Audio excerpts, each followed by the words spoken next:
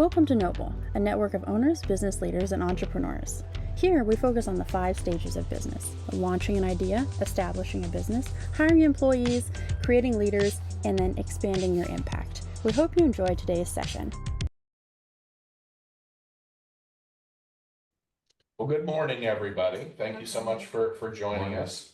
Those of you that are joining us virtually, we appreciate you being here too. So please jump in at any time. I see this more as a conversation kind of today, but you know I'll be doing a lot of talking, right?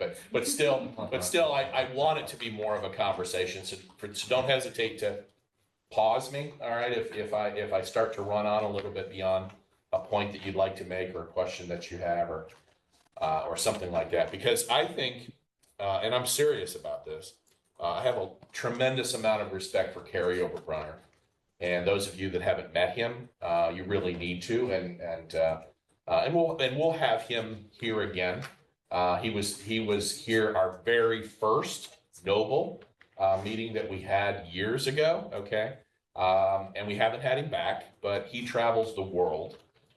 He's also now been made an honorary, or maybe not even an honorary, I don't know, doctorate from Cedarville, okay, and he's teaching more entrepreneurship and things like that over there, which is kind of another season for him. You know, he's kind of gone through different seasons, so focused on writing books and helping others write books for a while. He's still doing that. His team is still doing that. But now he's kind of in a newer season, and I just have such a respect for him.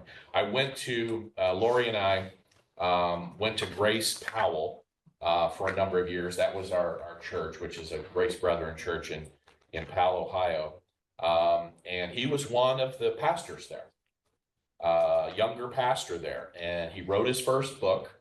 And I think the Lord just started talking to him and saying, hey, I've got bigger plans for you, you know, than just being a pastor at a church. I see you pastoring, you know, to multitudes through writing books, through, you know, just being more interactive with people and teaching them, you know, some of the gifts that I've given you. So it's been amazing to see what he's done, and really, you know, I mean, those of you that were at Unhackable, another Kary book, you know, and I'll be sharing, I think, some others too, because he's hard to get. He's hard to get, and rightfully so. He's hard to get to come and teach and share, just because of, you know, he's built that. He's an influencer now. He's at that level, right, where he's in demand, and so it's hard to get him to hey, come and speak to us 5 times this year, Kary. You know, we're lucky to get him once, and that's and when we're talking about show up, filled up today. That's where you want to be, right? That's where you want to be, is the ability to where, you know, sometimes you can't say yes all the time because you've got so much going on, and you have to look at, hey, if I come and share with this one group, you know, how many people am I reaching? I want to reach 1 million people this year, okay? So I have to be very selective as to where I go, right? And not that we're a, you know, tiny group, insignificant group, right? But those are the kind of things that people of influence have to look at. And so, but I just want to give all the credit today, and just make that very clear at the beginning. Give all the credit for Kary, because even though I'm changing some of his wording, even though I'm interjecting some of my thoughts in his book, okay, it's still his, right? It's still his, and I don't want to overlook that. And of course, it's all God's, right? So God has inspired through him these kinds of teachings, and it's great. But I wanted to open up first by just sharing a little bit. Now, hey, we've got Mimi on. How are you? Mimi joined us, so wanted to say hi to Mimi. Everybody say hi to Mimi. Hi, how are you? Nice. Hi to Manuela. Hi to Megan. So all of our, and who there's on? Oh, we got DL Perry on there too. Didn't see DL. Welcome to everybody. So thank you so much for joining us today. And anytime anybody else pops on, Susie, let us know, because I might not see. But I just want to start with a little bit of a story, because these are the kind of things where you got to think a little bit more, right? And I've had the pleasure. Who here knows Dr. Sandy? usually all you have to say is Dr. Sandy, right? If you say Chaz, hopefully a lot of you think of me because there aren't many Chazes out there. But Dr. Sandy, a lot of people you don't even, well, Dr. Sandy, ooh, generally you know who Dr. Sandy is, right? And actually she was thinking about coming this morning, but I've had the privilege, and really I encourage you the next time she starts this series of classes to get into it. But I'm in her prophetic class, okay? And for the last 3, hey, good morning, come on in. Grab another chair if you wouldn't mind sitting up front with us. If the table's comfortable for you, but would love to have you up front if you're willing to. So grab some food, grab some drink, coffee, and then bring it up here. Join us when you can. No rush. So I had the privilege of being in her class, and so I've been in 2 Wednesday classes now that are what she calls kind of an introduction, okay? And then also I've been now in what she calls an advanced class, which was just this past Wednesday. Who's been in that class? Anybody been in? Okay, all right. Sign up for it. Because what she teaches is that everybody has prophetic in them. Okay, if you're a believer, you've got prophetic in you. Okay, so why not learn how to hear it? Why not learn how to hear what God's trying to say to you? Okay, and again, like Kary speaks through books, speaks through his teachings, speaks through his time in groups, and so does Dr. Sandy. And so Dr. Sandy has her lane, which a lot of that there again is how does the Holy Spirit speak to you? And I'll tell you, the basics were just eye-opening to begin with. I mean, I've read scriptures, been in small groups, heard, great church services on the prophetic, but when she just makes it so clear. Okay, she's been doing it for like 30 or 40 years, so she's certainly very wise at it. But she teaches about 2 basics, and that is you'll get a prophetic word, you'll get a word of knowledge, which is right now. So it's something that's happening right now, okay? And you'll get a word of wisdom, which is something that's about to happen. And it could be years before it happens, right? But it's about to happen, okay? And so I learned about that, and then we've done some activation is what it's called, where actually she prays, and then you stand next to somebody and you just pray that God speaks to you about something about that person, okay? And I'm like, wow, we're actually doing this. I mean, it's not just, we're actually doing it. So I'm standing across, and I just said, you know what? The only thing that I've heard is that health is going to be okay. And I spoke to this person, and you could just see the look on their face. They're like, there's a person in my family that's going through that right now. And you saying that just gives me such peace, and the God is just saying that through me. I'm just standing there, and that's, I'm clearing my head, and all of a sudden that's what comes into my head. I just spoke what came into my head. And then he said something, and it nailed something that I'm going through right now. And I'm like, this really works, right? Well, this is what happened this morning, and we've got Megan on, and she's going through this process. So Megan could actually chime in, and I want to speak, because this is all relating there again to show up, filled up, and I'll get to why, as we start to go through the book. Last night, Megan, was it about 7 p.m.? What time did you get called yesterday about this rental? Yeah, like 7 Eastern. Mm-hmm. Okay, well, keep your mic on, even if Louie starts to whine a little bit, because I want to talk with you. Okay. So she gets a call at 7 o'clock, and understand, we're in the car business. Okay, so that's and that's just some of the businesses that I'm involved with, and we're just now getting more into rental business. And we've had rental business in Miami, Florida for a while, and Megan helps with that as well. But now we're just starting rentals here in Columbus. Okay. And it's not just we rent exotic cars, but we also rent moderate, typical daily cars too, for people that just need, a big SUV to go on a trip or something like that. So we have the wide range. Well, last night at 7 o'clock, while Susie and Sherry and Brian and I think that's all in the room, we're at Dancing with Our Columbus Stars last night. And Corey, who's who helps us with our marketing. Those of you that know have met Corey, she usually is here, but she's probably sleeping after the event. She was one of the dancers last night. Dancing with the Columbus Stars, an event that we have this big event, and there's a pro, kind of like real Dancing with the Stars on TV, and there's a pro, and then there's a local talent, person, and they train for 3 months, and then they perform, and it's all for charity. Okay, so I'm at this event. I'm actually on the board of directors for Byron Saunders Foundation that puts this event on. So I'm at the event. I'm at there early. I'm doing all these things, and then Megan texts me and says, "Hey, we just got a request for somebody that wants to rent our Ferrari. We have a Ferrari, California, here in Columbus." And immediately I felt bad about it. Immediately. And normally I would just be like, hey, it's a Ferrari, I'm just, and you're like, you're giving it to somebody else, it's just like, I still have kind of that edgy thing about any of our cars, being rented. But I had a bad feeling about it. Immediately had a bad feeling about it. And now I pay attention to those things because I've learned, okay, how to pay attention to things. And as Dr. Sandy would say, if you get out of your car at a Walmart and you're walking in the parking lot toward that Walmart and you get a bad feeling, you get a bad smell, you get something that a sense tells you, go back, get in your car and go to a different Walmart. Okay? Do it. All right? Something is awry.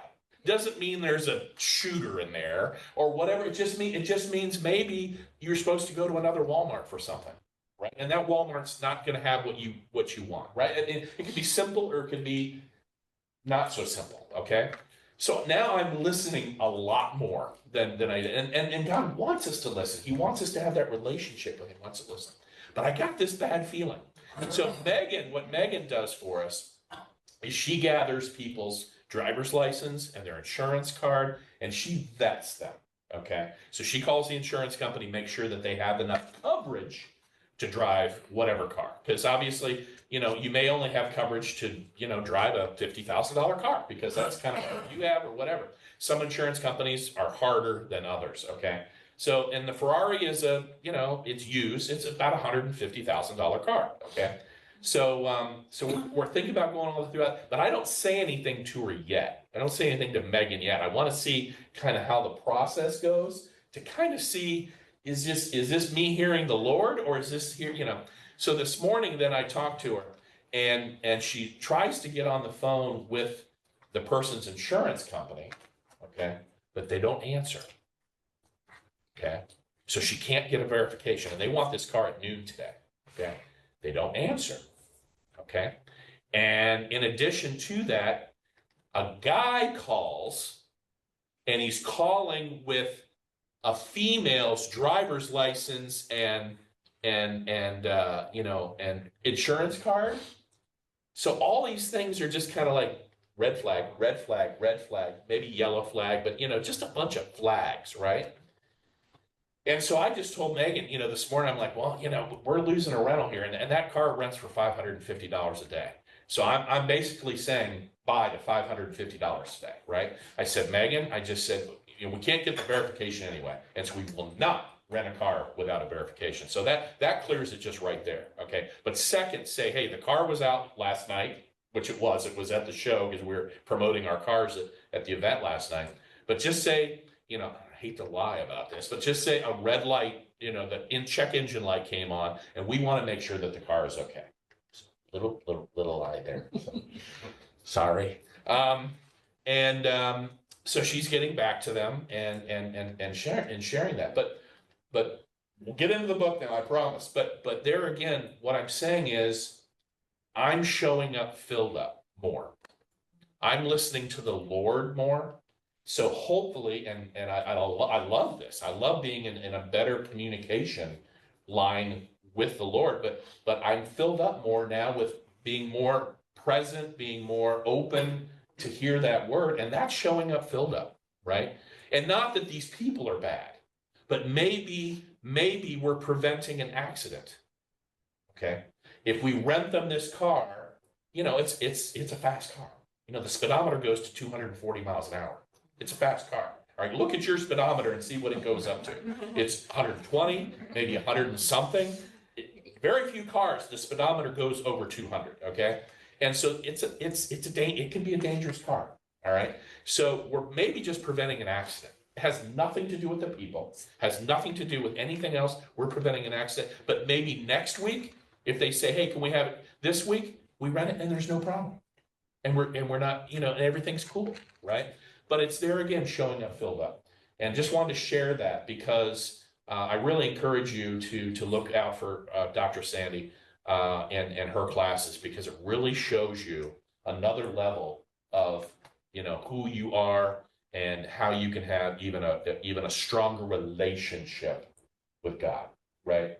And and that helps us to show up more filled up in everything that we do. And that means more business. That means more blessings. That means more success. It means more, great things that can happen to you and your family and those kind of things. So yes, you had your hand up. So how would you have recognized the initial, let's call it red flag? Would you have, before taking these classes, would you have recognized it? Or would you just been like, I'm on a mission, I'm doing the thing, and it'll just check out? I would have been torn, and I would have sat back and probably gone, this is just me, because I love cars so much. And I'm at the point right now where I probably love the cars too much, right? And I don't want to see them hurt. It's just like a mom and her kids, right? I don't want the kids to cross the street by themselves, even though they're 20 years old, right? I don't want the kids to cross the street. So you know what? I'm going to go walk the street. It's just like being overprotective, right? And I have to let go of that. Now, we've been renting cars, like I said, for over 2 years down in Miami, but I'm not in Miami. I'm not the one who's letting the cars go. That's a partner. We've had 3 cars stolen, though. We've had 3 cars stolen. We've got them all back.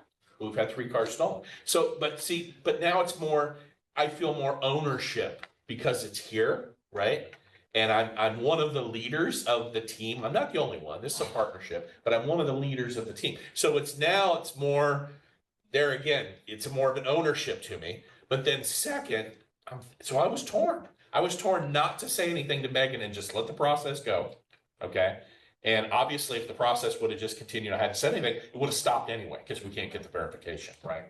But there again, that's where we have to discern, and we have to then know how the Lord's speaking to us in those ways. So again, the next, maybe Susie, when we see her start up the next series of classes, that maybe we let it out to the noble people.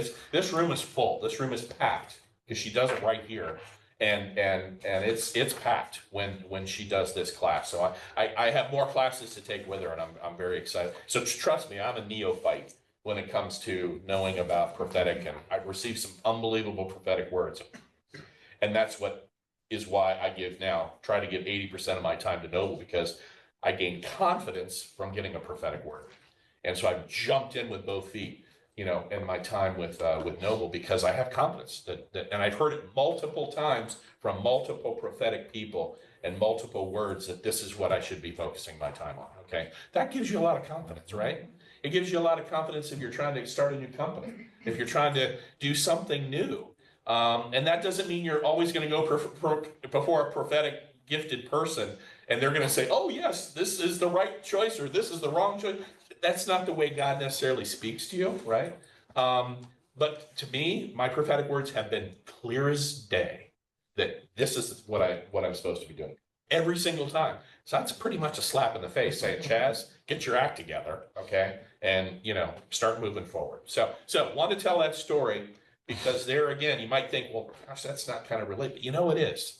It is. I want to be filled with the Holy Spirit. And I want to stop doing, some of the stupid things that I do that distract me, some of the whatever that then pushes that Holy Spirit down, and I'm not open and paying attention to what God's trying to say. And I want to be filled up. I want to be filled up.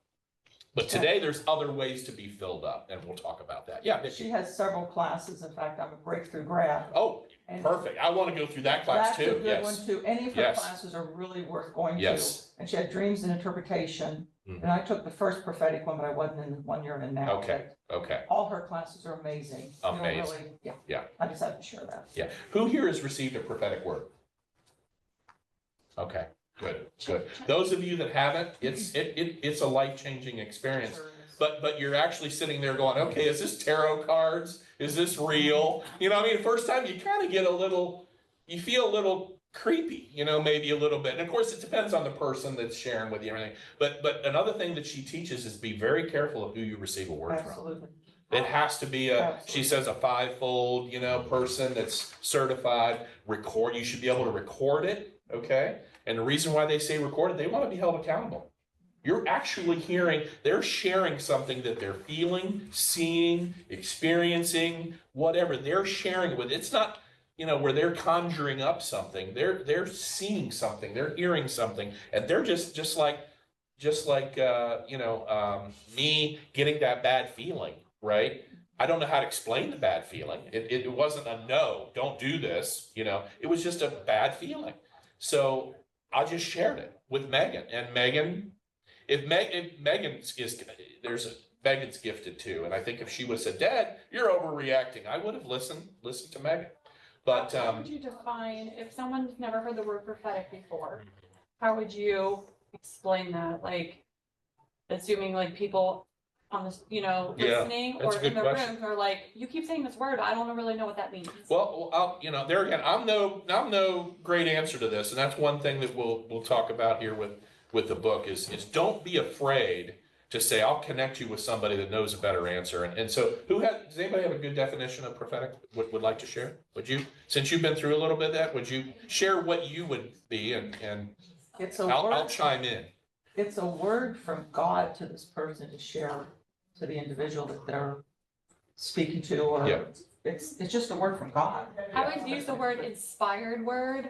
Yeah. Because like, as you described, like Dr. Sandy, one of the things that you learn is like how to tap into your senses and how your senses could be connected to the Lord into using that inspiration of your imagination, your feelings, your senses, all that kind of things to deliver a message. Yeah. It's kind of how I would say it. So like it's the inspiration of the Lord, and some people might deliver it different. Like could be a million different deliveries, but that's kind of how I would partner like the word inspiration kind of with what you were saying. That's a perfect word. Anybody else have any? Want to share on thoughts on that? Yeah. Well, I'd like to share my experience. Yeah, please do. Please. So I was raised in a cult. Oh, can you guys hear? Can you guys hear her all right? Yep, Yes. we can hear okay. I just want to make sure because. So I was raised in a cult, and I left it about 15 years ago, and so I have no relationship with my family because of that. And my path, I left it because I knew that there was another purpose for me, and I didn't know what it was, but I knew I just had to do something different, and I had to find what I was supposed to do. Sure. And so my path has been more one of where I felt like I developed my own relationship with God and became more in tune with myself, because I feel the closer we get to authenticity, the more we honor our Creator, because He created us to be who we are and not to be told by other people who we should be or how we should be. And we were given that gift. And so the closer we get to ourselves and the more we know ourselves, the more we can hear those things. So I felt like I had found my own relationship and my own purpose through developing that. Well, I had two people, and I started a nonprofit called Cup of Purpose Recovery Cafe. Which, congratulations on a new service to the community. Yeah, and Cup of Purpose, it kind of all started like 15 years ago because I wanted to find my purpose, you know. And so over the past couple months, I've met with a couple people who gave me a prophetic thing. And you know, they kept telling me, you know, this is gonna be bigger than you can imagine, and like more than you've ever like even thought or whatever, you know, just kept saying all these things. And I shut down because I'm like, I don't need anybody else. Like, I got very defensive about it. Like, at first I was like kind of Well, teary you eyed. went through a cult experience, right? You know, so Yeah. you're gonna be more cautious. Yeah, and so my daughter currently is in addiction and homeless on the west side of Columbus, and they were telling me that she's gonna turn around and get better before the end of the year. And, you know, all these things, and so I really, I had been in a place for like a couple of weeks where I'm like, what am I doing? Why am I doing this? I was doubting whether it was gonna work, and things weren't going as well as I wanted to, and then that happened, and I got to like, it even got worse once they told me that, almost like, oh my gosh, I can't live up to that expectation. You know, I was doing great on my own until somebody told me I'm gonna be, or it's gonna be all this, and then I shut down because I'm like, that's just too much for me to handle. And then I just sat with myself for a couple of days and journaled and meditated and just kind of sat with myself. And just like everything seems to be taking off all of a sudden. Like I'm just taking one step and somebody's pushing me 3 steps. And it's like, I guess I just want to say, I still am not sure how comfortable I feel with what they said, but I think it's important to make sure that you're in integrity with yourself.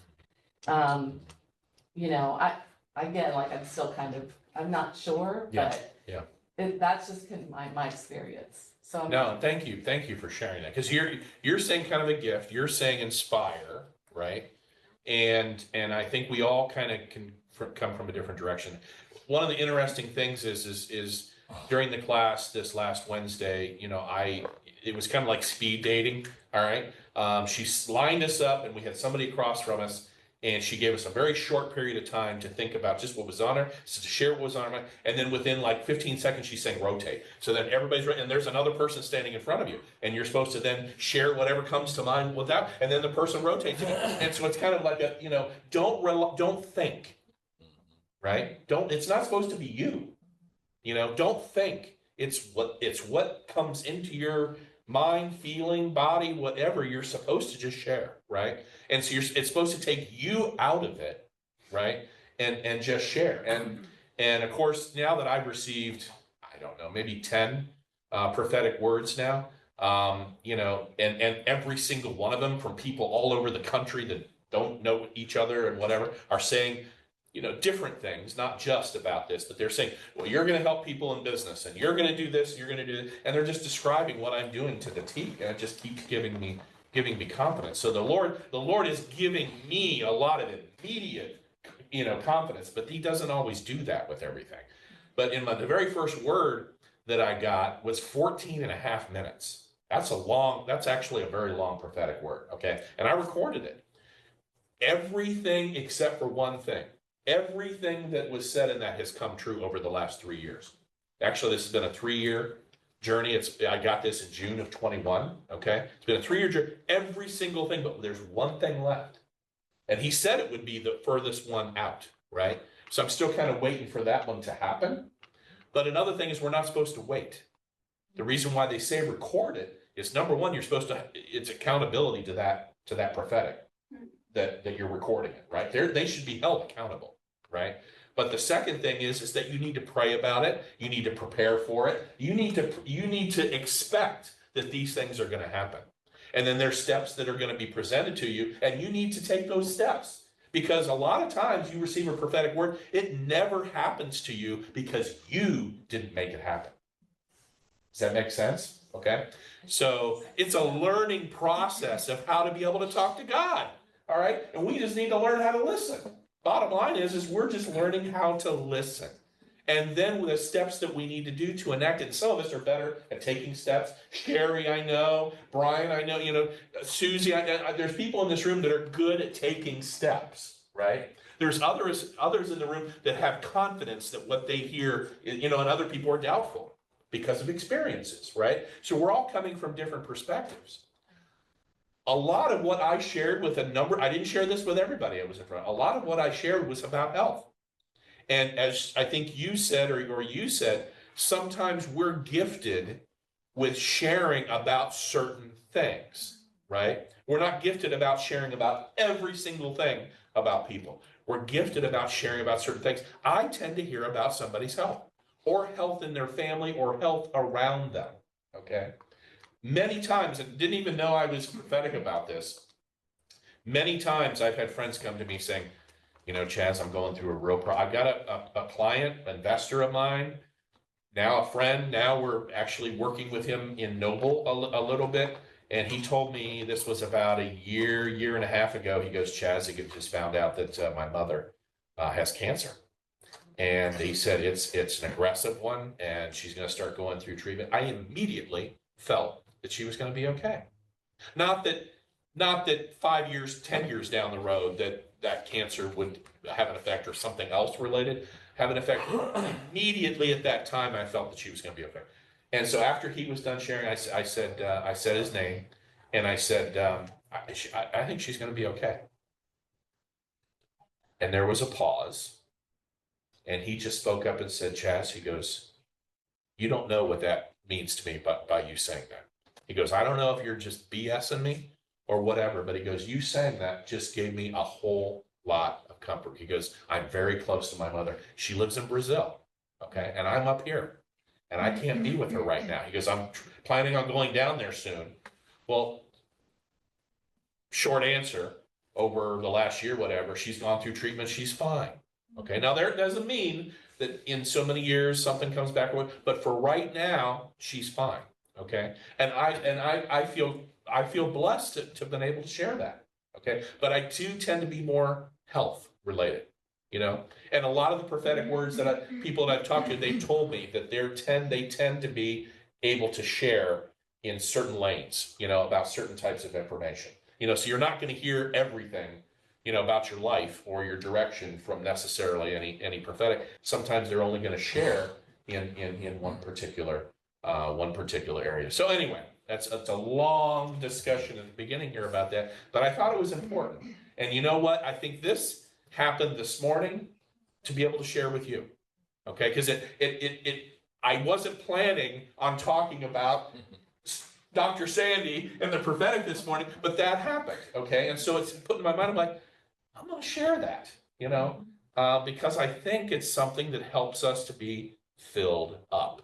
It's just not what you think of when I say show up, filled up. You think about just being present and those kinds of things, but filled up with the Holy Spirit.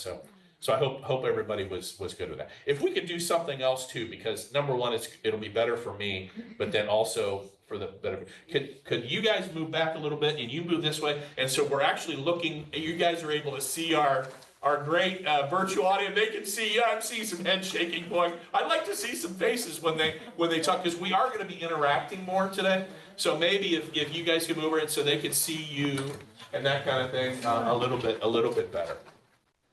So thank you for being, prone, and think about our people back here. So maybe move around them so they can see as well.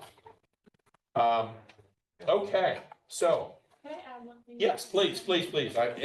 This is an open conversation today. I was thinking about, like, you know, you said people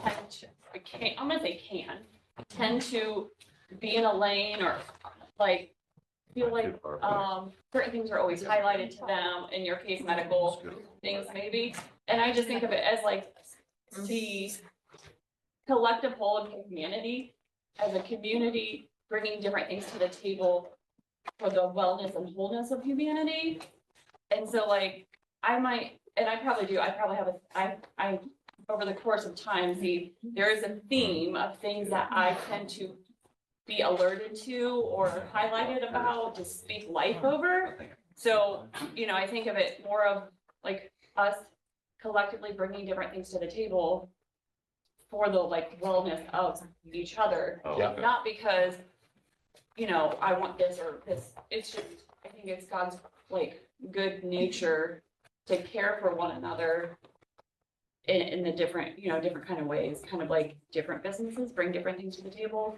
Different people have different giftings, bring different things to the table. So Completely agree. And one thing that Dr. Sandy says too is that prophetic words are supposed to be edifying. They're supposed to be encouraging. Okay. So typically I'm not gonna feel or hear anything to share that is not positive. Okay, so that's usually prophetic words are. Now, and there again, I just denote this much. Okay, I know very little, so correct me if if I'm saying anything that's not completely right here, and I want to give honor to God and honor to Dr. Sandy too for her teachings, but there are more advanced maybe prophetics that do hear things that are challenges and do hear things and can communicate things that are negatives. Okay. But that's not typically what they're going to share, especially with somebody they don't know as well. Okay. That's more a one-on-one, maybe a long-term relationship. Okay. Where you're going to that person and going, give me everything, right? Give me it all, and then maybe God's going to, give more of some things that you need to be working on, more. And it's not necessarily too where it's said directly, well, this is something you need to be working on. They might say something that, hey, I'm feeling that there's a problem in your company and this is happening in your company. The prophetic doesn't know that it's you, okay? They're just hearing that there's a problem in your company. But in reality, when you hear that, you might say, well, that's me. I'm the problem with the company, okay? So it's not where the prophetic necessarily knows that it's you, but he or she is sharing and actually it is you. But by hearing it, you're actually going, oh, I handle the finances. Oh, I handle the marketing. Oh, I handle that. That's maybe God speaking to me, right? But she doesn't know that. He doesn't know that. But it's God speaking to me. So it's a wonderful thing. So folks, literally, Susie, we're gonna fill her next class, I think, pretty quickly. But let's get that out there for everybody that's going. But hey, this is what we're here for. 40 minutes after we start, this is what we're here for. Show up, filled up, and I brought some extra copies for some people here. You can see it's not very. It's 107 pages. Yeah, 100, a little more than that. But it's you see, I bent the heck out of it. But it's an easy read. But and there's not a cross on here. There's not a Bible verse on the front of the book or anything like that. That's not usually how Kary promotes his books. He talks about Jesus Christ and he talks about his faith and things like that in his things, but that's he doesn't put it out necessarily front and center. But he doesn't talk about the prophetic in here or anything like that, or the Holy Spirit necessarily filling you, but that's the way I read it.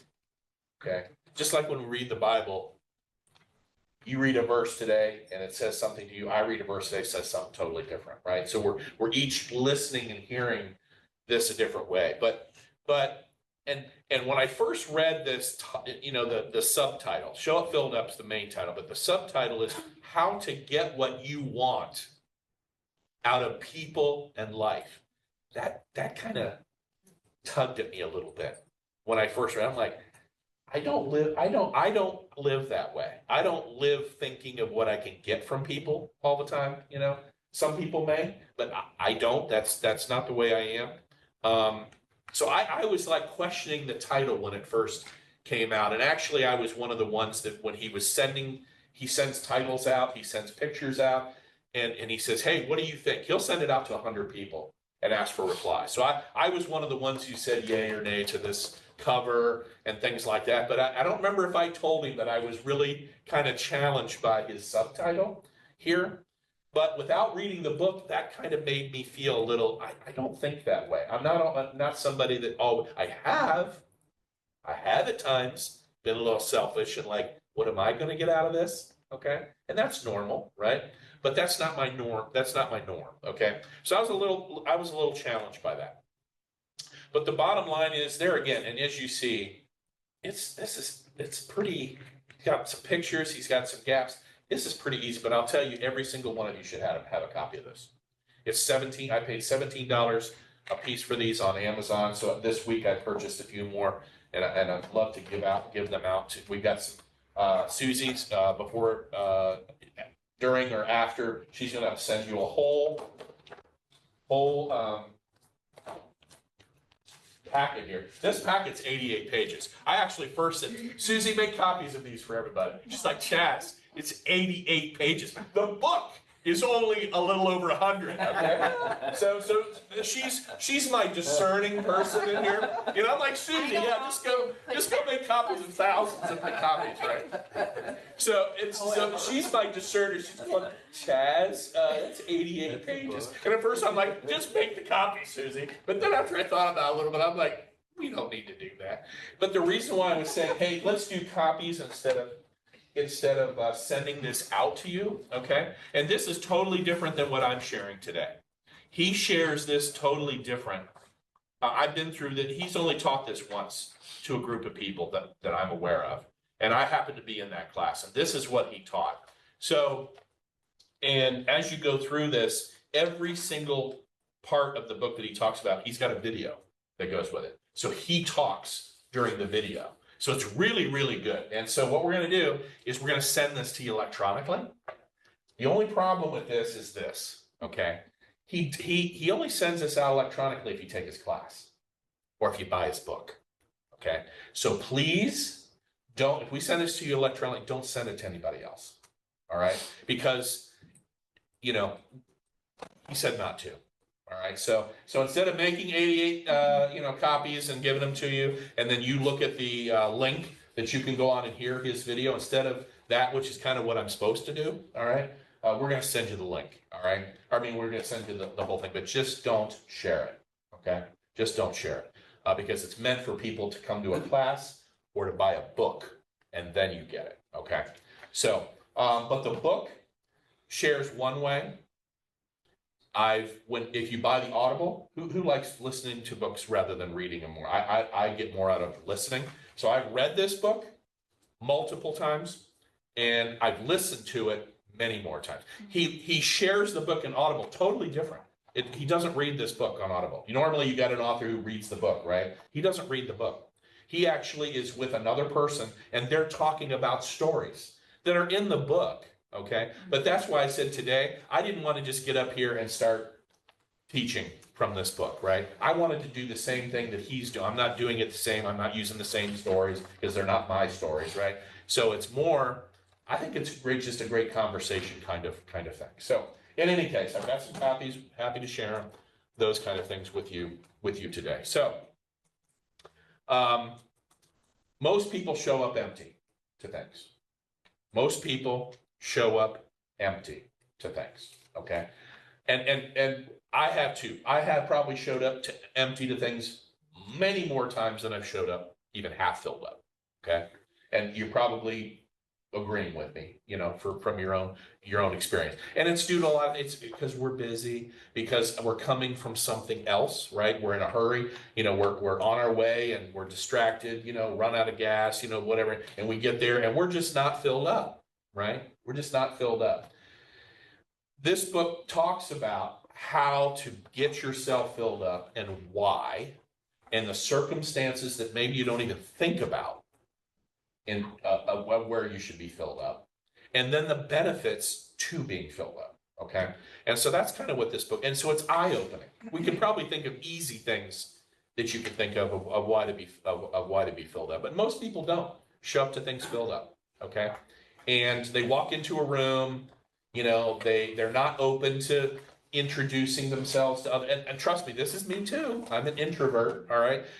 Not, you know, to go up and meet new people, you know, you just get your seat, you just sit down, you're there to listen, you know, and you don't even necessarily want to participate, right? And that's why I knew when I put chairs up here, it's like people are like, well, I don't want to participate. That's why we don't sit in the front row of the church. It's not why there's fights to sit in the front row of church, right? Or to sit in the front row of a class, right? It's because we don't necessarily want to interact. We're not showing up filled up every time. And that's okay. Because sometimes we're just not in the mood to be out up front. And that's okay. But what Kary's saying is, let's think about it more. And let's try to put yourself in a position where you showed up filled up more, because these are the benefits. Not just to us. They're, again, kind of the prophetic word. Prophetic words are not for you, typically. They're for somebody else. And God wants to teach us that we're here for other people first, right? He'll take care of us. The birds of the air have no want for food, right? Okay. He's going to take care of us. So he's trying to teach us that the gifts that he gives us through us are for other people, just like Jesus Christ, right? Did. Okay. And that's hard for us to understand. We're trying to feed a family. We're trying to pay a mortgage. We're trying to, make our car payments. So it's tough for us to think always of other people. We're thinking our budget, gosh, where's this? I got to pay out, $10,000 this week in payroll, whatever it is, we're thinking about us and not trusting. Okay. I almost wore one of my hats today. It says, trust God and chill. Trust God. It's a bright yellow hat. It says, trust God, +, chill. Okay. And I wear it now more often because I realize I need to do that more. Just ask Susie. I need to do that more. And I need to think about it and live it more, just because I myself make myself too active sometimes. I fill my calendar too much, or I just allow myself to get distracted too much that then lends to not being good that I've got a full calendar. So, but anyway, sometimes people show up empty. These are people in my life who, in certain ways, have showed up full. And I'll say my mom, okay? Probably of everybody that's from my family, I didn't have the best relationship with my mom after high school, okay? And I'm not going to get into the reasons why, but I will tell you this, that my mom was passionate. My mom was, thank you, was very causal. She supported causes like crazy. She was one of the original founding mothers, or the founding people of Mothers Against Drunk Drivers. Anybody remember that organization? I don't really hear about that organization much anymore, but it's been around for a long time. My mom was one of the original founding members here in Central Ohio of Mothers Against Drunk Drivers. Okay. Well, I've stood before downtown Columbus at the city and state capitol with, at 10 years old with a sign saying, to prevent drunk driving, okay, and that kind of thing. My mom was a causal. She stood up for causes, with people. And she gave more than she had. She gave more than she had, okay, to a fault, to some degree, okay, because it wasn't thought through, it wasn't planned. I mean, there's certain, we need to be good stewards, right? So it's great to be a giver, but we also have to be a good steward, right? And do things the right way. And so she, and that's where I tend to be that. I tend to give too much sometimes, and then I've got Rob Kopp. You guys know Rob Kopp. I got Rob Kopp. He's like, that Chaz, we gotta make sure this organization survives, right? So you need that blend of people. You need that blend of thought. But my mom had those unbelievable characters. My grandfather, family first. Family first. He saved a lot. But then before he left us, he gave a lot of it out before he left us. And then when he left us, there was more. Okay. Because of my grandfather, I was able to invest and now be in the car business. If it wasn't for my grandfather, I did not have the expendable income. I would have had to eat into 401k. I would have had to eat into things, but my grandfather left money, and that enabled me to invest. And now I have 3 going on 4 car businesses. Never thought I would have been in those businesses and would have said no. Okay, when that first opportunity came along, I probably would have said no if that money hadn't been there. Okay, but God put that opportunity in front of me. He also put the money there. But I could have said, well, no, I want to spend that money on something else, or I'm thinking about something else. But He put it there, and so now it's multiple businesses that have come along, and those businesses. One of those businesses is almost 80% paying for the existence of Noble. Okay, so that was supposed to be. So my grandfather was family first, give to the family first, probably maybe a little bit to a fault. He gave away a lot too, but probably maybe to a little bit of a fault. it was too much family first, but that was him. And I learned that too. My dad, hardest working person I know. Hardest working person I know. He was a truck driver, a long haul truck driver. How I generally, if I saw him, how I generally saw him would be over a very short period of time. He would come in from taking a load someplace. He would come in, maybe eat something really quick, and then he'd go to bed. And this was all day during the day or night, okay? And so I always knew I had to walk into the house quietly because my dad could be sleeping. And I'll tell you, if he woke up, God help you, okay? But he needed that because he would get called at 2 o'clock in the morning, 3 o'clock in the morning, 7 o'clock, noon, 3 o'clock in the afternoon, and he'd have a load to do. And he never complained, ever. One thing about my dad, probably I respect more than anything else. He was a hard worker. He never complained about the fact that he missed my sports. Rarely ever see me compete or do anything in sports. Never was able to rarely able to go to things at school, you know, when I was in school, those kind of, he sacrificed. Now, he loved what he did. He loved being a truck driver. Loved it. Loved being on the road. Loved being on the CB, talking to his buddies. You know, I mean, so he got blessings for that too, but he was a hard worker, okay? And then my grandmother, okay? My grandmother. It was all about the kids, okay? It wasn't the big family as much. It was the kids and the grandkids, okay? So I had those 4 people that showed up, filled up in those lanes, in those ways. Just like we talked about a little bit of prophetic gift. I'm gifted in this lane. We all have gifts, right?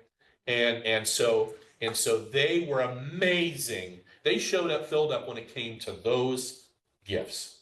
Now I could talk about them all, right? Just like we could say, well, when it didn't come to those gifts, my grandfather could be kind of he was a Nebraska farm, grew up during the Depression on a Nebraska farm.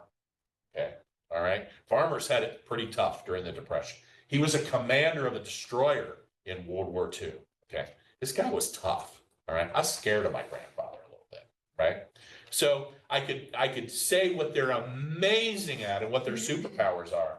Okay, but you can also, with all of us, kind of say, well, but there's some weaknesses in there. There's some struggles in there. But what Show Up, Filled Up is teaching us is we want to glorify the superpowers of other people. Focus on glorifying the superpowers of other people. Okay. They all showed up, filled up. How did you show up today? Are you tired? Had a long night, tired, but thank you for still showing up. Okay. We had more people that registered than this and they didn't show up. Okay. We had a lot of people online, more that probably twice as many online that registered, they didn't show up. Okay. Part of Show Up, Filled Up is even showing up, right? Whether you're filled up or not is even the second story. It's even showing up, right? Okay. And so I have a friend last night who didn't show up to the event last night. Okay. And I paid for all the seats of all the tables. Okay. So on one hand, it was like, well, there's 2 seats that, didn't get filled, right? And I could have had invited other people to fill those seats. Okay. So when he responded to me, when he sent me a note at 3:30 in the afternoon, which is too late probably to find somebody else to fill in at a 5:30 event. And he goes, Chaz, I'm not going to be there. I didn't say to him, because I can be blunt, all right? But I didn't say to him, dude, I can't replace you now or whatever. I said, you're missing an opportunity. That's all I said. Now, 10 years ago, I would have been more of a jerk and I would have been a little nastier, okay? But I just said it simple. I learned that fewer words can be much more powerful.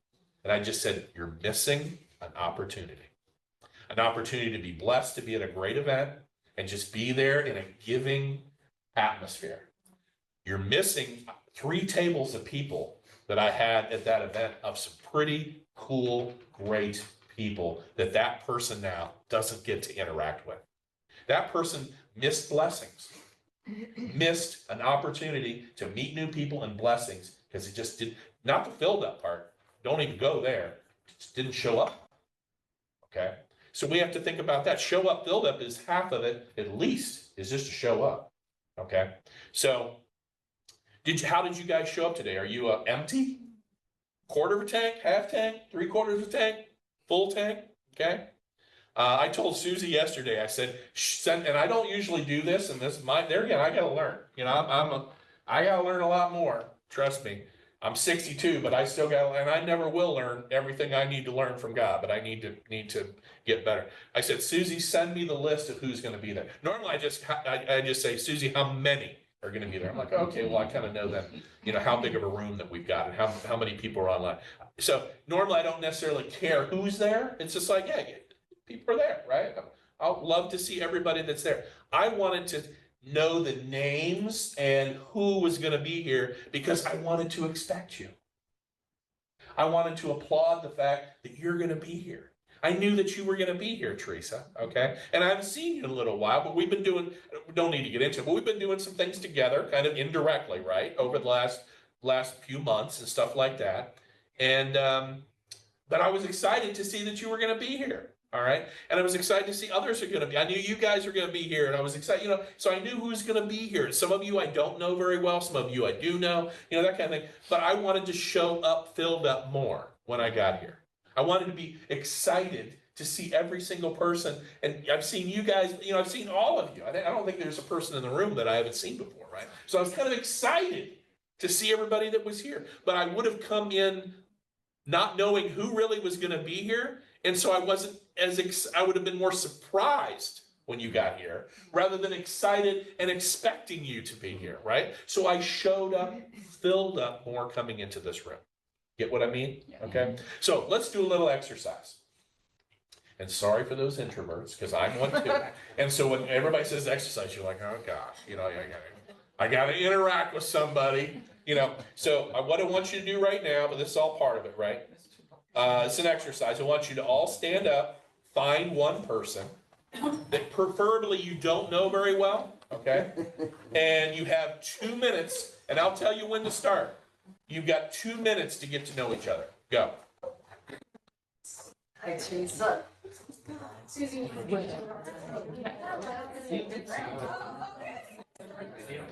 All right, start. Go. How do you do that online?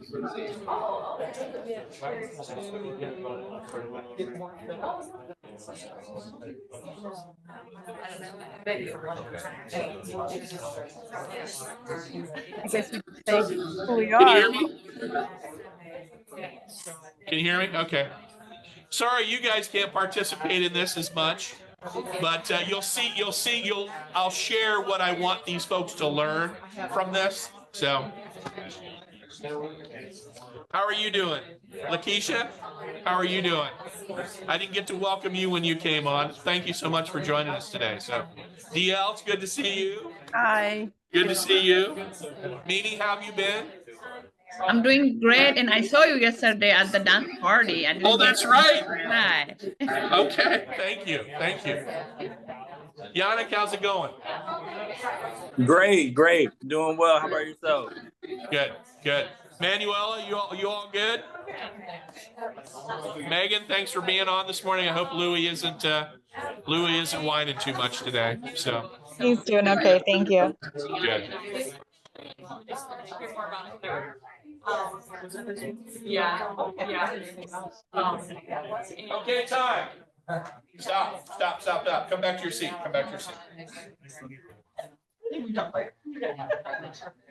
Okay, now unfortunately our audience here on the big screen, our virtual audience didn't get to participate in this, but they're still going to learn kind of from this. Okay, share with me what you guys talked about. A little bit, just not necessarily. I don't want to hear details about the person you met. Just kind of talk about what were some of the things that you talked about. So, Vicki, share just what did you talk about?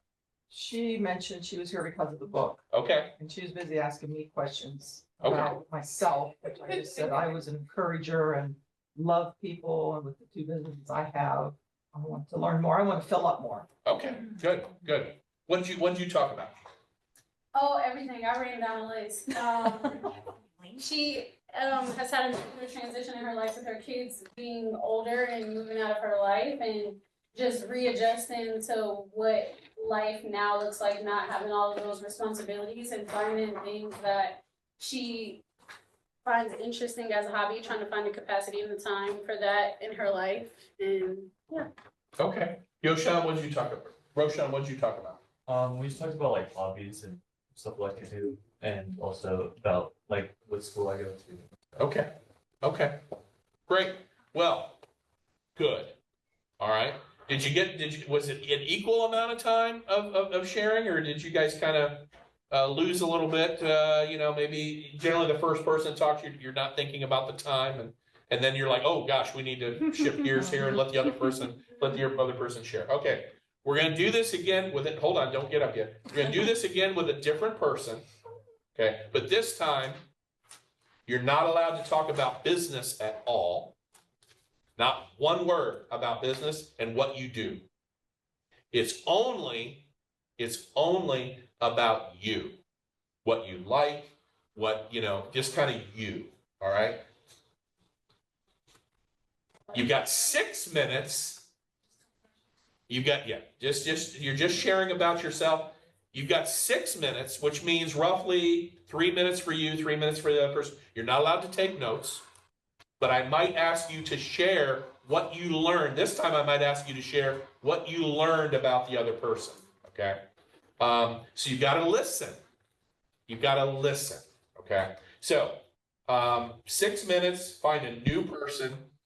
Only ask about personal things. Do not ask about business. Okay, and go from there. So go find a new person. 6 minutes. That's a good amount of time. And I'm not going to tell you when it's 3 minutes. I'm not going to tell you when you can shift gears and let the other person share. What's your name? Jamaica. What's your name? Tanya. Tanya, this is Venus. Chaz. I'm in a breakout room. Oh, perfect. And so then when I close it, it'll be 1 minute. Last time you were free, probably yesterday. Just I think of like general things of like, Looks like Manuel and like not actually DL didn't join create us. us something specific, or like You said like more anxious. probably. Yeah. Do you consider yourself Actually, never have until recently when I was Inside Out. You just watched it? No, but I've heard about it so much. It's like that too. Yeah, I saw the first one and it's hilarious. So we were like, let's see this episode. I'm actually the character for skit. Okay. And I was like, watch the like 2 minute little clip. Let me look up this character and see what she's about. I love her. So are you like a creative, like you're into okay, so how would you describe yourself? Passionate, creative, and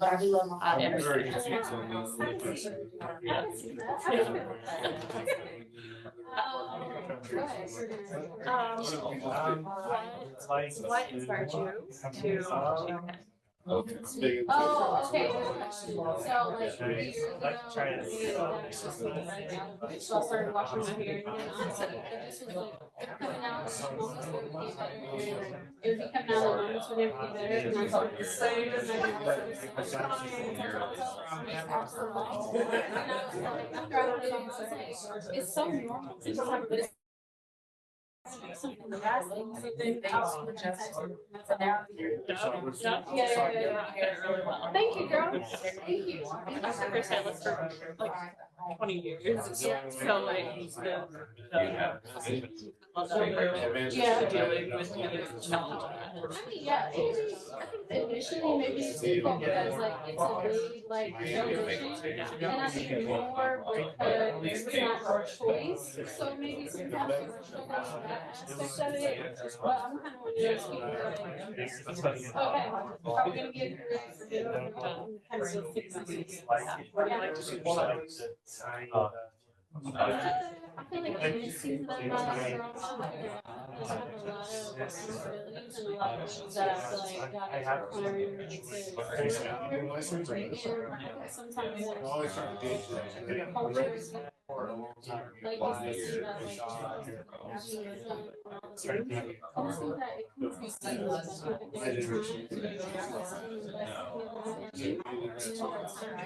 the slower, so I'll say. Do you feel like it's difficult, at least in this season, or has it always been to choose the fun? I say yes because I feel like I really enjoy what I do.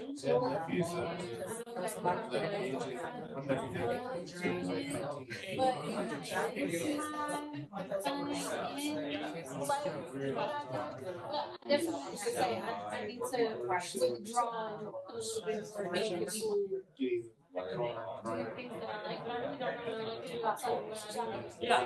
Professionally, what about you? I, over the last 4 years, have had to choose to not produce. So, yeah, whether it's like for myself or someone else or whatnot. So, I started That's like standing. And I love it. Like my husband and I, that's kind of into there'd be like signs, like just like kind of in the yard. Red flag waters. It's first rate. So we did it.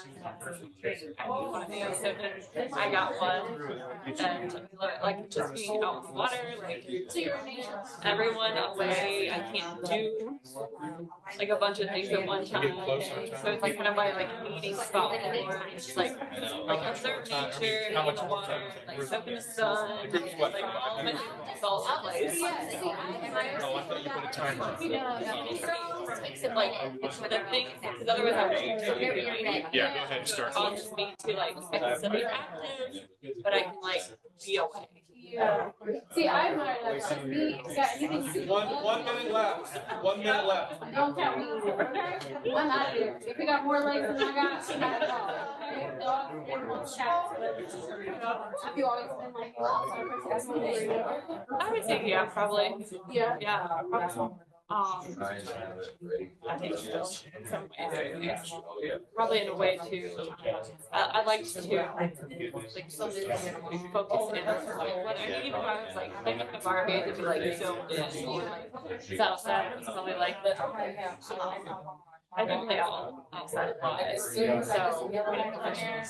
money, there's a lot of like it's I probably went to nature to be like in some way.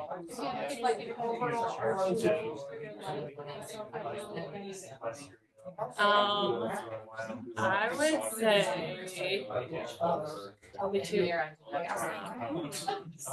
Yeah, two things. I would like go towards like I'm a senior. I was good. Thanks for sharing. Yeah, no problem. Nice to meet you guys. It's a pleasure to meet you all.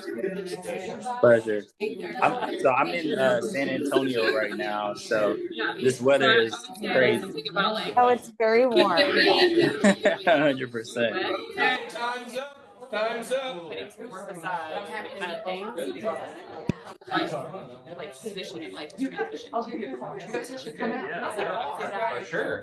And then close. I would love to. I love to hear that stuff. Like you guys are gonna. Oh, yeah, connect after this. yeah. Like, Okay, I've heard there our virtual audience. Did you guys get to do a little sharing too? Yeah, Break it up we did. It into was a group. great. Yep. Good. Good. I know. We're making plans. Hey, I just wanted to share something here. Remember, we were at the I said we were at the Byron Saunders Foundation Dancing with Our Columbus Stars, last night, and Brian Wallenberg is the person who's the founder of that organization and whatnot. But here it's, let's see, he sent this at 10:39. Thank you so much for everything last night. It was amazing. Thank you for your support. You are appreciated. Is that showing up, Hilda? Okay. He's the head of the organization. You know, here we just had a event last night. We raised $119,000 last night, okay, to feed people for Thanksgiving. All right. As the statistic is, there's I think these are 2-year-old Franklin County statistics. 187,000 people in Central Ohio, individuals, live below the poverty line. Okay. I think those are 2-year-old statistics. So unfortunately, that number is probably a little high. 14.5% of people that live in Franklin County are below the poverty line. Okay. 187,000. Okay. Last night, we raised enough money to feed 7,000 families for Thanksgiving. Okay. So what does Thanksgiving mean to you? I mean, we could all go around and say what Thanksgiving means. Says it's like for me, when I was younger, it's the only time during the year when the entire family got together. I mean, for people from other areas and stuff like that, the only time of year when the entire family got together and we sat down to a meal, right? Okay. That's how important I think Thanksgiving is. So many people don't sit down together, even as a family, on a weekly, monthly, whatever basis, just to have one meal. Right? And if we do, it's oftentimes at a restaurant and we're all on our phones, right? Okay. So that's why it means so much, is to try to feed people. But in realization, I didn't realize this until I figured out, that means that the money we raised last night to feed 7,000 families, that's 1 in 7 of everyone in Columbus or Franklin County that's under the poverty line. We're feeding 1 in 7. That's huge. Okay. And so that's what that evening was all about. And the beautiful thing about it, look at the simplicity of that cause of that event. We work all year long on the board for one night of the year, and that's Thanksgiving dinner. Okay. And the simplicity of that. All right. And then for him to send this out, and I'm sure he sent a personal message like this to every single person on the board and other people. Okay. That's showing up filled up right there. Because then I turned it to him. And he just wrote me another whole long thing, but I won't go into that. But I said, thank you.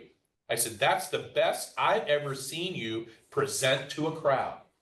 It was short, clear, and perfect. So I showed up, filled up back to him. Okay. He was complimentary to me. He took the time, and I said, you know what? And that was the best he's ever stood up in front of the crowd and shared something. So, but anyway, just another example of what we're talking about today. So what we just went through in that process, and the reason why, who knows Kary Oberbrunner, who knows Chris Borja? Okay, a lot of you, okay? Half of you don't, okay? Chris Borja is a young man who's been in prison, okay? Even so, some of you who know Chris Borja maybe don't know that he was, okay?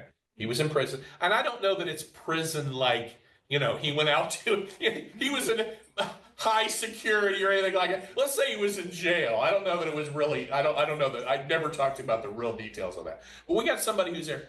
Okay, he comes to Columbus with his family. All right. And he started a new business called, not new business, but he became part of a franchise called Legal Shield. Okay. And so he was promoting you buying subscriptions to Legal Shield, which I was a new business, and I was running the Dublin Entrepreneurial Center, and he became one of a tenant of ours.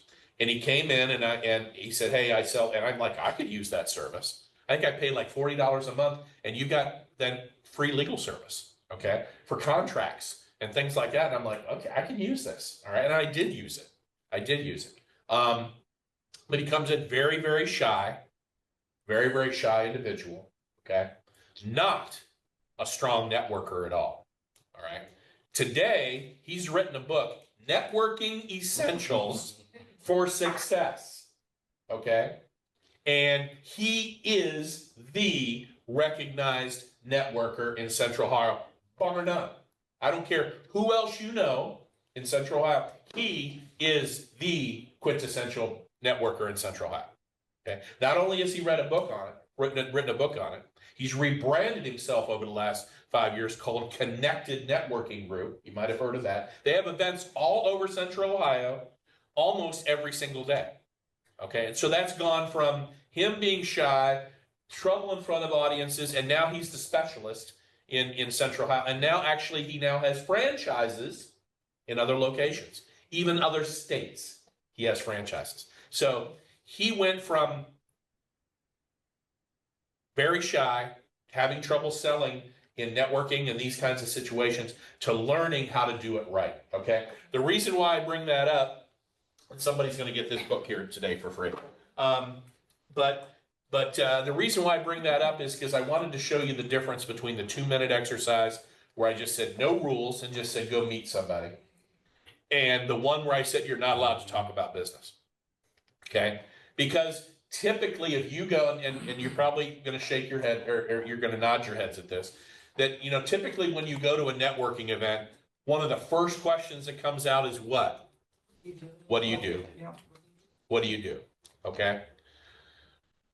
I made you flip it. I made you get to know the person first, right? And so now that you know the person that you met, okay, and let me know if this is true. Now that you know the person that you met, would you like to now know what they do? Because now you like them, hopefully. They're a new friend, okay? And you know something about them and maybe even connected with them some way. Okay, some similarities like, oh, I like fishing too, or I you know, you connected with them, you respected them or whatever. So then now when you know what they do, you're going to be more prone to tell other people what they do and to share with other people that, hey, I know somebody who's fantastic. And you don't know that they're fantastic from what they do. You know that they're fantastic from them as a person. Yeah. Right? And so you're more inclined to share them to other people based on that. Okay? And so it's a flip. You know, usually you go to places, there's chicken wings and there's beers, and you go there and you're standing there with a beer and you take an occasional bite of a chicken wing, right? And that's exactly what you talk about. Well, what do you do? Right? And then you learn about that person, you get their business card, and you move on. Right? Okay? Well, how do you know if you want to spend time with that person? How do you know if you want to do business with that person? How do you know any of that? Thank you. If you don't, you know, just because of their business, right? Okay? So that's the right way to do it. And so that's why, you know, we share this, and this isn't mentioned in the book at all. But that's why even in networking events, showing up filled up is you getting to know the other people, not just what they do, and not just trying to get 50 business cards, okay? To try to connect with people and get something from them, right? So we'll talk about then how you can help people a little bit more. But was that a valuable kind of exercise? So the next time you get in those situations to meet somebody, force the issue and you try to find out more about them. Even though they may ask you, what do you do? Answer them about yourself. Say, hey, I'll share a little bit about what I do here in a minute. What I'd like to do is I'd like to tell you a little bit about myself. Oh, okay. Yeah. Shift the gear on them. Shift the gear on them. You're teaching, without even saying so, you're teaching them how to become a better networker. All right. Then after you've gone through a few minutes of who each of you are, then say, well, now tell me what you do. You know, and then go to that step. Okay. Then, and this isn't in the book too, then how you show up filled up with that person ongoing is after you just meet that person. So stand up, Brian. So after we just get done and now we know what each other, you know, does and stuff like that, I'm kind of thinking, like, I know this Stents guy over here, okay? And he actually has his wife with him, all right? So instead of just letting you go and me moving on to somebody else, you know, Brian, I want to introduce you to somebody. Come on over here. And I want to introduce you to Ben and Tanya Stents, okay? And they are great people. And then I'm going to tell, because I know you, I'm going to tell a little bit of personal things about them. They go to my church. You know, they're great people at working with kids and they have some businesses too. And I just thought you guys would be a great pair. And then I leave you guys alone. And then I go meet somebody new, right? What did I just do? I just networked, and what did I just do for him? He's a new friend, but what did I just do for him? You introduced them. Right. I used my influence and introduced him to him. So now what does he think more about me? That I didn't just want something from him, right? Or walk away and say, hey, yeah, it was good to know you, and we never talk again, or I have your card and never connect with you, or whatever. I just built another relationship between the two. And the next time, the next person I'm going to do the same thing.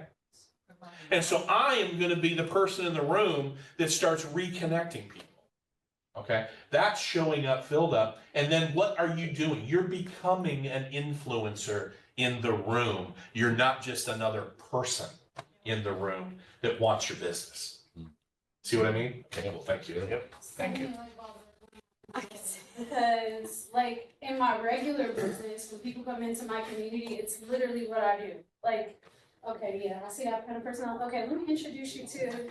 But it's like when I go to networking events, I'm like, bro, what am I doing here? Who am I about to talk to? Like, what am I gonna say? But it's like that's so easy. That's so. It really is less. Yeah, you're right. Easy is just the word. We'll just leave it at that, right? It's less pressure. Yeah. Right. And then also while you're doing that, listen. Our whole thing typically is in a room that we want to tell them. We want to tell them what we do. We want to tell them. We want to tell them. We're not listening. So it's like you got to pause and just listen, right? And get to know them. And be there so that I can say enough about that person when I go over here. If I'm not listening, I'm going to take them over here and I don't even remember kind of what he said because I wasn't listening. I was trying to prep for what I was going to say, right? But there again, I'm giving all the credit for that to Chris Borja, okay? And here again, at the beginning, how much time did I spend on giving credit to Kary, right? How much time, we just went through a whole exercise and this is what this guy teaches at every single event they do. Okay, so when you go to an event, that's what he encourages at every single event you do, because there's always new people in the room, right? So he brings it up every time, So lifting people up like this, you're going to go, oh, I want to go to one of the events. I want that book. I want that. So me glorifying him, okay, all right, I'm showing up filled up for Kary, okay? I'm showing up filled up for Chris. Okay, and that's how you start this whole process of showing up, filled up in various things that you do, whether it's a networking event, whether it's whatever it might be. Okay. And Noble does sponsor Chris's deck luncheon, as well as we do have a chapter leader, Teresa, here with us today. Yep. So we want, and thank you. What did you just do? Just gave everybody information. You just showed up, you just lifted him up, and then you just lifted Teresa up. Okay? See? Now, how do you feel, Teresa? Good. Now people are going to want to know, what is the group that you lead? What is the group that you lead? It's West Columbus. I actually run them in our coffee cafe, the Cup Curves Cafe. It's this Monday, the fourth Monday of the month, from 6 to 8. So now instead of Chris running all these events himself, he now has people that are chapter leaders, and they run events that are all over Central Ohio. So I mean, it's just all over, okay? And that's the amazing thing about what he did, but he learned how to lift other people up and to teach it. And he teaches this for free. All this is for free. Now, he does have paid classes, okay? And he gets a lot of people that go through that, a lot of graduates, and that's how he and his family make money, right? But all this entry level events are free, unless it's like a cost to go to something where you're paying $20 because you're getting something special or whatever. But that's what we're teaching you here today to do, is to be like Kary, to be like Chris, to be like Teresa, who she gives of her time to. Are you making anything at running those events? Okay. What are you making though? I have a question. Right. Building relationships, right? She is building relationships. Over time, she'll get something back for that. Over time. It's not right away usually. It's over time. You're investing. You're investing in a long-term, investment that's going to give you some time back. Okay. You're building influence. You're building influence. Can I ask a question? Absolutely. Hi, and DL stands for Deborah. Yep. Hey, Deb. You call me Deb. So I'm 27 in my mind, but my birth certificate would say I'm 67. And when I'm hearing this conversation about influencers and things coming from the life that I've come from, it sounds like just networking and and meeting people. And now it seems to become a thing of networking and it's called influencers. So I would like to really understand the concept of this personally. And I have a business. I support individuals with disabilities. And so I really want to influence more people about the services that are available if you have someone and you're at home and you're struggling with that. And so so that's my question. It's like the value of influencing for somebody my age who's now learning a new kind of concept here. Okay. Perfect question. Thank you for the question. Okay. Because I don't know that I would have hit this specifically. So thank you, Deb. All right. So the point of the influencer. Who is the greatest influencer of all time? Jesus Christ. Now, Jesus Christ had how many at some of his gatherings? Thousands. Could he speak to every single one of them? No. But he was the leader. You heard his message. Who did he have that went out there that were the people that could touch everybody else? Disciples. The 12 disciples, and then their followers. They were the ones out there amongst the crowd feeding them. Jesus wasn't out there handing out the fish. Okay, well, that I know of, right? I don't know he specifically said that. But his people were, right? So influencers, there again, like I talked about Kary. Kary can't come and be at these kinds of events, right? But Kary's influence is here right now, isn't it?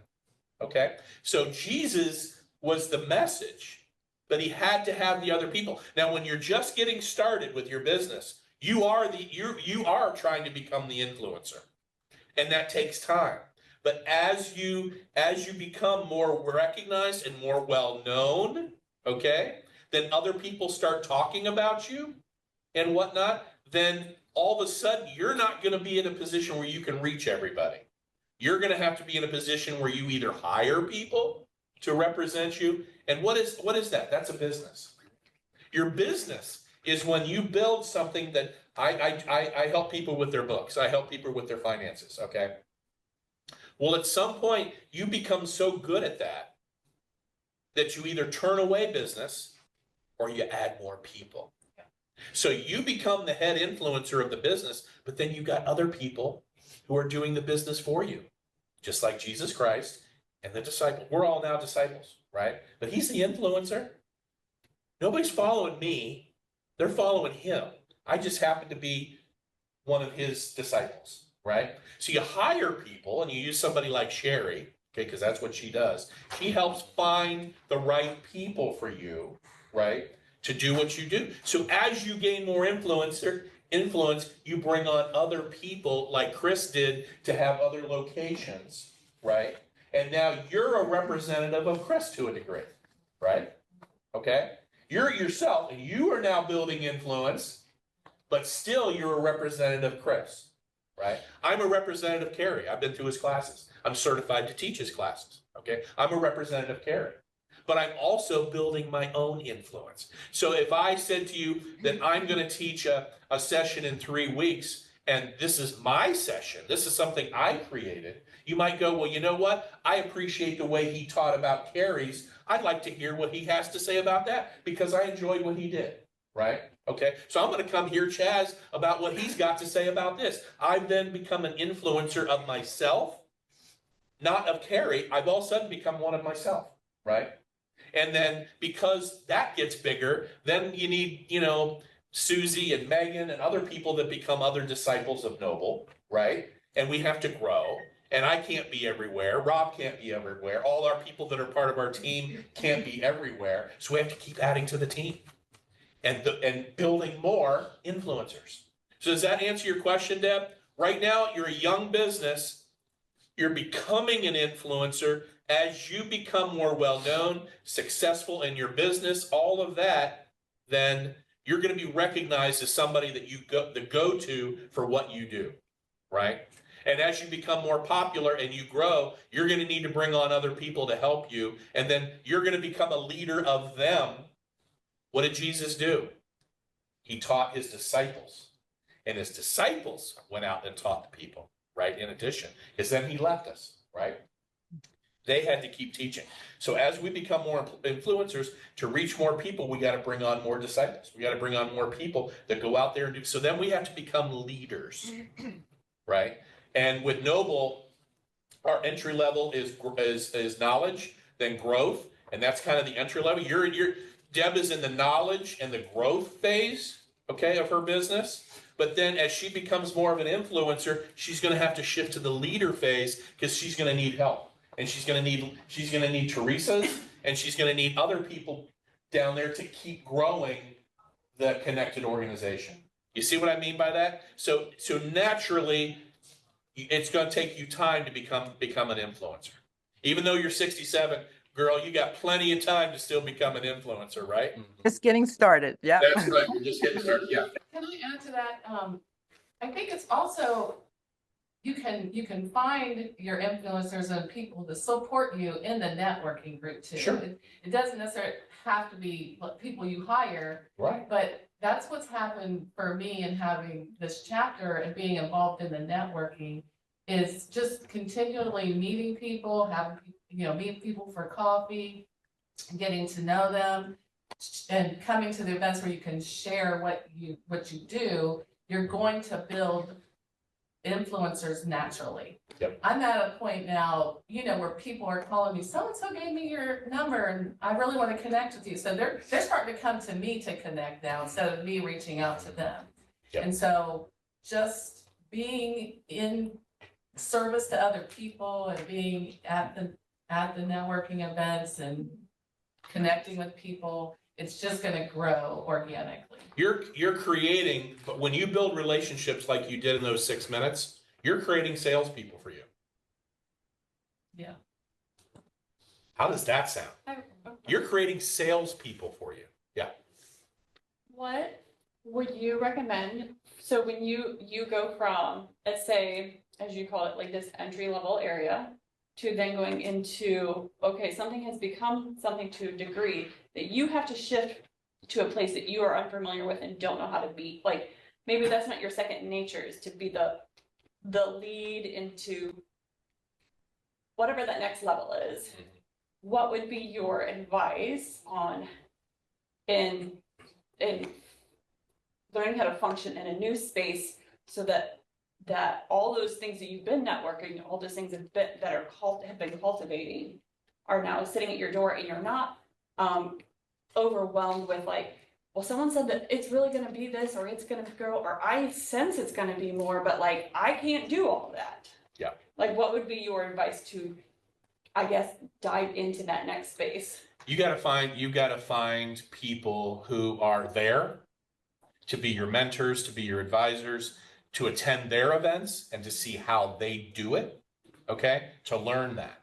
So you got to surround yourself with people, okay, that have achieved above you in those successes, and start attending their events, start reading their books, those kinds of things, so that you're learning from them and putting in those situations. All right. I've gotten to know the prophetic pretty well just by getting prophetic words. Okay. And then reading Bible verses to go along with it, and reading some other people. But then I wanted more. So what did I do? I signed up for Dr. Sandy's class, who's been doing this for 40 years. So you've got to put yourself in front of people who then are doing it at that level to then learn from them, right? And I want to become like her someday. Not that I necessarily want to teach the classes that she teaches or whatever, but the bottom line is I want to be able to share with any of you in this room all of what she knows. I know this much of what she knows, right? But I want to be there someday because I want to be able to share that too. Okay, so that's kind of what it's all about, and that's where Deb is, and Mimi, and Yannick, and Lakeisha, and all of you. That's where you are right now, and you want to be at that next level. So you got to put yourself in those environments, and you got to be intentional about it. Okay, but then also, this is something that's later. And I've got this many pages to share in 50 minutes. So obviously we won't get there. You have to read the book. But the whole idea is you got to put yourself in those environments, and then also the person that you're gleaning from, you've got to lift them up. You got to learn to lift them up. Okay. So if you've got a Kary, if you've got a Dr. Sandy, if you've got an Apostle Bill, if you've got somebody that really helps to lift you up, gosh, lift them up. Because guess what? Then they're going to want to give more to you. Okay. They want to give more to you, and they're going to want to give you opportunities. And then as you start to learn and be like them, they're going to refer people. They're going to say, you know what? I can't take, Dr. Sandy may say, I don't have time to take on any more clients, but I'll tell you right now, you can go talk to Chaz. And she's bringing up, actually, if you're in her class, she's got 2 or 3 people in her class that she's already starting to lift up as disciples of hers. And she actually has them share. So Tanisha gets up each class and shares because she's becoming a disciple of Dr. Sandy. Okay. And so that's there again. She's showing up filled up by taking one of her disciples and lifting that person up and saying, go share in front of the class. Right. Now we can tell Tanisha's not quite there yet. Okay. But you know what? She's getting there. She's getting there. And one day she will be a Dr. Sandy. Okay. And so that's what you want to do. So every time I get to lift up a Brian and introduce him over here, or say something, lift up what Teresa's doing, or any of you, or that kind of thing, I'm doing that for other people because I have some influence and I'm able to share. So you want to share your influence, and trust me, every single one of you in this room has influence over somebody. Start using it. You have friends that look up to you. You might not even know it yet. You're a high school student, college. You don't even know it yet. You have people that look up to you. You might think, gosh, no, I don't. I'm the studious type. The athletes don't look up to. I'm just saying, right? I was more the athlete type. The studious people didn't look up to me, right? But you have influence. Trust me. Start figuring out ways to use that influence. Take people that respect you and start introducing them to people that they don't know. If you know a couple athletes, sometimes, you want to know a couple athletes. Hey, a couple people that are engineers. We all want to get known in other circles, right? Start introducing your friends to people you do know in other circles and see how much they appreciate you for making those introductions. So that's what influence is all about. So basically what Kary says, dig a well before you need the water. That's how you gain experience. Dig a well before you're going to need the water someday. You know that this well is getting old or whatever, and that kind of thing. And dig a well before it's needed. Okay. Here's the typical ask from somebody. Here's somebody that would have a typical ask of you. And here's the thought process. Who can serve my purpose? Okay, so how many times you've been in a business meeting or you thought about this? All right, I'm in business. Who can serve my purpose? Okay. Who can give or get me what I want or need? Who will help me reach my goals? Okay. Who will ensure my success? We got awful quiet. Okay. That's typically, if you sit in a board meeting, if you sit in meetings with fellow workers or whatever, those are the typical, they might not be worded exactly that way, but that's exactly what we're asking. Okay. What we should be thinking about first as a company, how can we serve other people's purpose? Who can we help get what they want? Who can we help reach their goals? Who will ensure their success? And can we be a part of that? That's the way a business, a kingdom business should be saying first. Then create goals about how we're going to make sales. I mean, you got to have those. Right? That's stewardship. You got to have goals for your business, but why not put that first? Who thinks of that? How many businesses really think of it? Or kingdom businesses are really think that way, right? If you go through a VTO, Vision Traction Organizer, which every time we start something new, we start a new business, we start even a new part. Right now, we're going to do a new we do a Vision Traction Organizer, a VTO. This is part of Entrepreneurial Operating System. You've heard of that. We can go. That's a whole nother topic. But we run Noble with Entrepreneur Operating System. It's a special way to run an organization. Before we started Noble, we did a VTO. We spent 2 full days. We went to Susie had a relative that had a house. We went and stayed overnight. We're there for 2 full days, and we just talked about everything about what it takes to what our mission is, what are the key words. We went through everything, and that became the guiding principle for running Noble from that point on. And then every quarter, we go back and check to see if all those things we created 2 years ago need to be changed. We might say, you know what? We need to change this word, or we need to change our mission. We need to change something. So every quarter we review it, okay? And then we're also reviewing what our goals are to reach the goals that we established way back at the beginning and how those goals change. So basically that's what we do, okay? Trust me, if you set up your business as a kingdom business, those are the questions you should be asking. How can we help others succeed? If your focus is that, your others are going to succeed. So how can we help our customers better? How can we help the community better? How can we do all those things first? And then how do we sell to those people? Who's our audience? What's the problem we're solving? Those kind of typical, business questions that we're trying to do, okay? Let your reputation precede you, okay?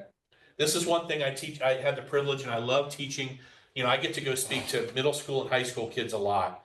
Because of our now what's called Noble Academy, but it used to be called Young Entrepreneurs Academy. So for the last 12 years now, I've been helping middle school and high school students start their own business. So because I get to do that, then I get teachers who call me and say, well, you teach business and leadership and things like that. Would you mind coming in and talking to my class about leadership? Would you mind coming in and talk? So I get invited to talk about other specific things that are part of businesses, that are part of leadership. They ask me to come and speak on specific things. And I love doing it. And one of the things I love talking about is your brand, okay? Is your brand. Your name is your brand. Your name is your brand. And I tell kids, you've got to protect that brand.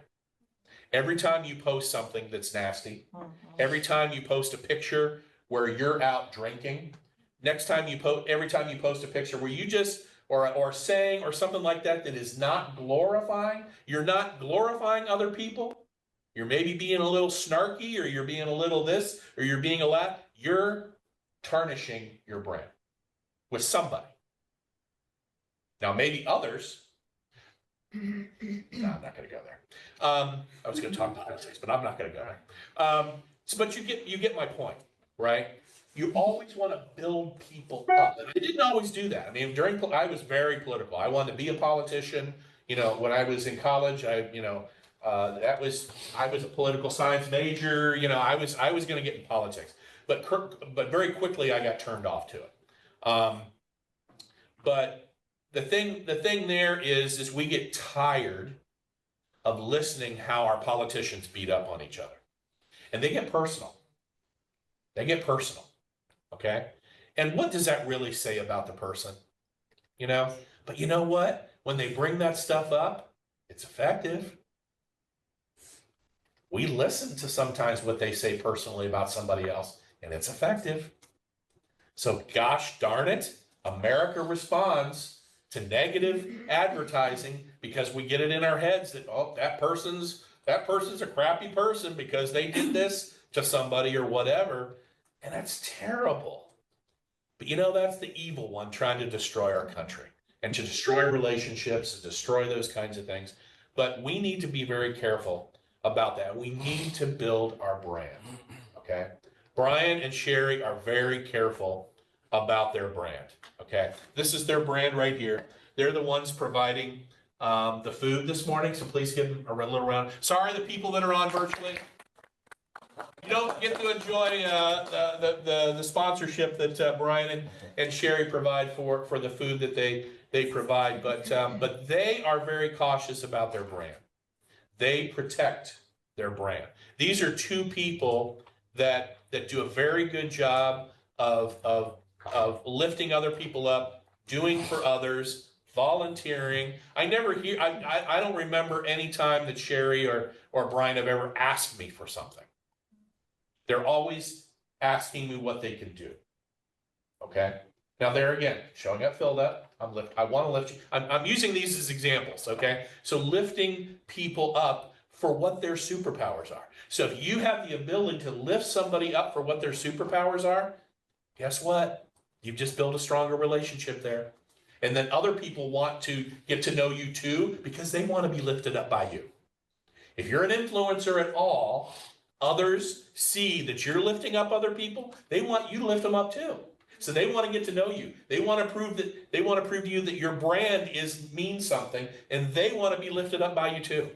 So whenever I'm on a phone call with Kary, and there might be 30 or 40 people or more that are on a call, invariably, Kary will mention my name. Now I know he's mentioning 50 other people on that call. I don't hear those as much, but I hear it when he says me. He goes, there's Chaz in the audience. He took one of my classes. That's maybe all he said, but he mentioned me. He lifted me up. He recognized me. And when an influencer recognizes you, it's almost like they're bringing you up to their level. So the other people in the room go, well, gosh, Kary must like it. You start assuming things. Kary must like him. Kary must think he's good. Kary must appreciate his brand. Kary, what does that do, right? Whenever you're brought up on stage with somebody, you give them instant credibility, right? So that's what you got to think about doing. But you can't do that if you have a tarnished brand. Because if you bring people up, they're going to say, well, is that person tarnished too? Okay. So you've got to build and you got to do that brand. Okay. Be a connector, not a climber. A climber is somebody that sometimes steps on people to get there. Right? You're up for a new title within a company. You're a leader. You might be fantastic, but you go into the room privately with the boss, and that boss says, hey, it's between you and so-so. I'm just flat out going to say it's between you and so-and-so. Okay? Do you say things about that other person to try to get that position? Yeah. Do you say things about that other company that you might be competing against for that opportunity? Okay. Now, you might say something negative and you might get the business, but what did that just do to your brand? Tarnish it. Tarnished your brand. You got the business though. You got $1 million piece of business though. That's a tough one. You're struggling.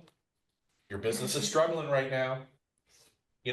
Or do you make the decision, you just say, hey, you know what? I know they do a good job. You got to word it differently. I know they do a good job, but this is our differentiators. And that's what clarity brings. There's so many times, one of the biggest problems we have when we're meeting with businesses is they don't have clarity. Nearly every single one-on-one that we do, we did 127 of them last year for an hour and a half average each. All right.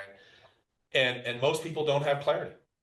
They don't have clarity on their why. They don't have clarity on what the problem is that they're trying to solve. They don't have clarity on the solution fully. I can go on and on. You can Okay. just say my name. Huh? You can just say my name. No.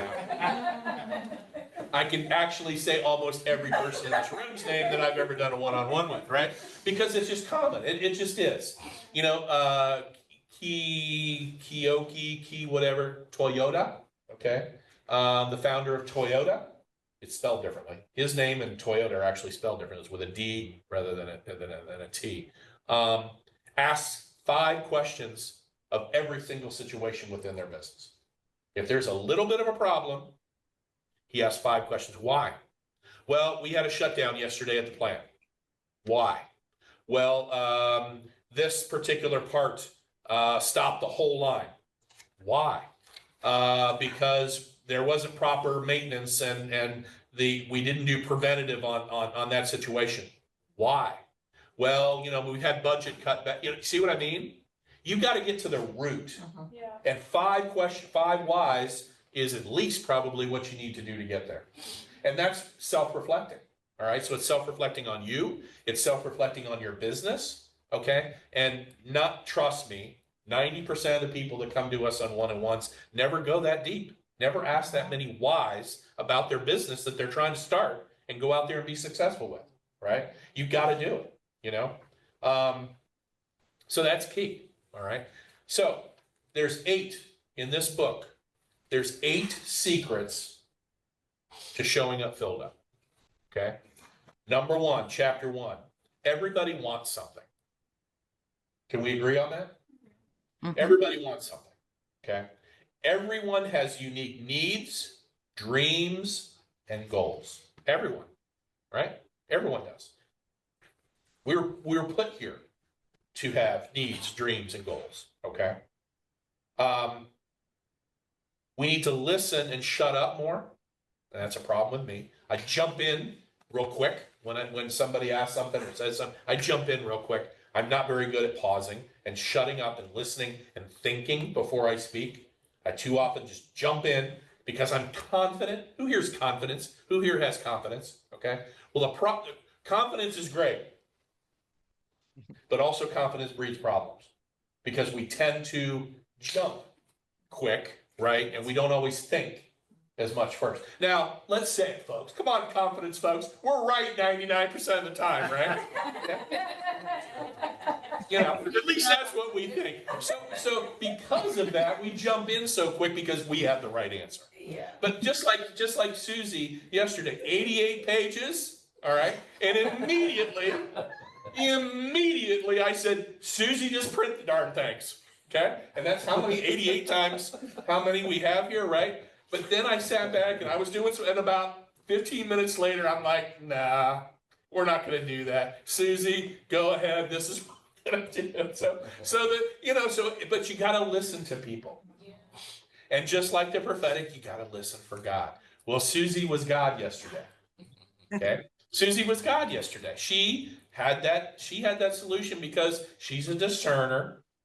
She's more of a discerner than I am, okay? And in that situation, I didn't immediately listen to her.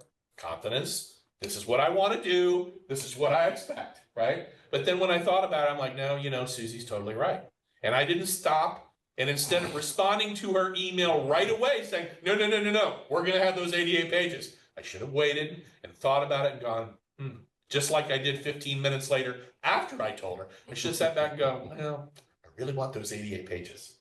This is really impressive to hand out to everybody, But in reality, let's do it the way Susie suggested to do it. Okay. But that was overnight for me. Yes. So I went to bed thinking that I needed to get up early, She was get gonna out go ahead early, and go print get these this off. done. Yeah. And so Yeah. it wasn't till the next morning that I got the other message. So thanks to Susie. Susie's my word from God a lot of times. So. I heard you say also you cultivated an environment or a relationship that though you are in a position of leadership, that you cultivate an environment or a space for people to be honest, even if you may not take their advice. Yeah, I'm trying to. It's still a weakness. It's still a weakness in meetings. It's still a weakness everywhere. I'm there again. I ran a business for 10 years on my own. I didn't have any partners. I did have some contractors, things like that. I ran it on my own, and I didn't want anybody else because I wanted to make the decisions. So this is still an evolution for me to change and to go, you know what? I've got a lot of great people around. We got committees that Brian's on and Sherry's on and other people, that are part of just Noble, not even other companies that I'm involved with or whatever. And and we need those people because they have different gifts. And everybody has different gifts than I do. Rob has, everybody on that team has different gifts. And so it's then a learning experience for me to take those. I grew up there again, and I'm not blaming them. I'm just saying I grew up with a grandfather that made those kind of quick decisions, and he was very good, very successful, multi-millionaire. Commander of a destroyer. You respected him because he did that, but he was quick at making decisions, and he was my mentor. So guess who I learned from, right? But I also learned that he had times where he listened. He listened to his wife. He did listen to my Nana, okay? And I needed to learn that because I didn't always see that. I saw him as being the leader, okay? But I didn't see those times when he listened to Nana, right? And so I need to be more like that and learn from that. Whereas other people in here need to become more confident, all right? Is there somebody in the room here that kind of struggle with that? So you need to be more confident, all right? And those kind of things. So we all have our issues that we need to work on. The main issue is that we learn that we have issues that we need to learn from and get better at. And that's how then you show up filled up, by fixing and learning from others and listening and filling yourself up better. Can I ask you one more question? Absolutely. What has it been like a specific situation or feedback? What has been the thing that has shed light on the fact, okay, like this is limiting me, I have to like change this, or what has that been for you? That's a very good question. And I'll try to tell this as short as I can. I grew up there again in a family of a truck driver income because my dad didn't want my mom to work, okay? So, if my mom would have worked, would have been certainly different, right? But my dad didn't want my mom to work, all right? So truck driver income, living in Upper Arlington, okay? So we were the lower part of Upper Arlington, okay, is where we lived, right? So all my friends, doctors, lawyers, more money than we made, and parents driving Mercedes and, those kind of things. And I never, ever, ever, ever felt that when I was a kid, the difference, ever felt that. But a girlfriend in 6th grade, if you could call it a girlfriend, in 6th grade changed that for me. And I'm not going to get into that story right now, but it's a good story. But in my head, and I didn't realize this, and I've just dealt with this in the last year. In my head, I felt like I needed to keep showing and telling people that I was worth something. And not that I didn't respect what my dad did as a truck driver, totally did. But I wanted to show those people that I could be like a doctor. I didn't want to be a doctor, but I could be like that. I could be successful like that and whatever. So I've had, most of my life, have had a tendency to boast too much. Okay. And as a result of that, it was me trying to make myself an influencer. And we can do that, right? We're trying too hard to we can't make ourselves an influencer. Others have to make you an influencer. So when Kary might invite me to come and speak at an event that he is teaching, and he comes and has me speak, then he is making me an influencer, right? When you edify somebody and you say, hey, this is what, Ben and Tanya are doing with their business and all those kind of things, I'm helping to lift them up to be an influencer, right? I felt for many, many, many, many years that I needed to keep proving myself.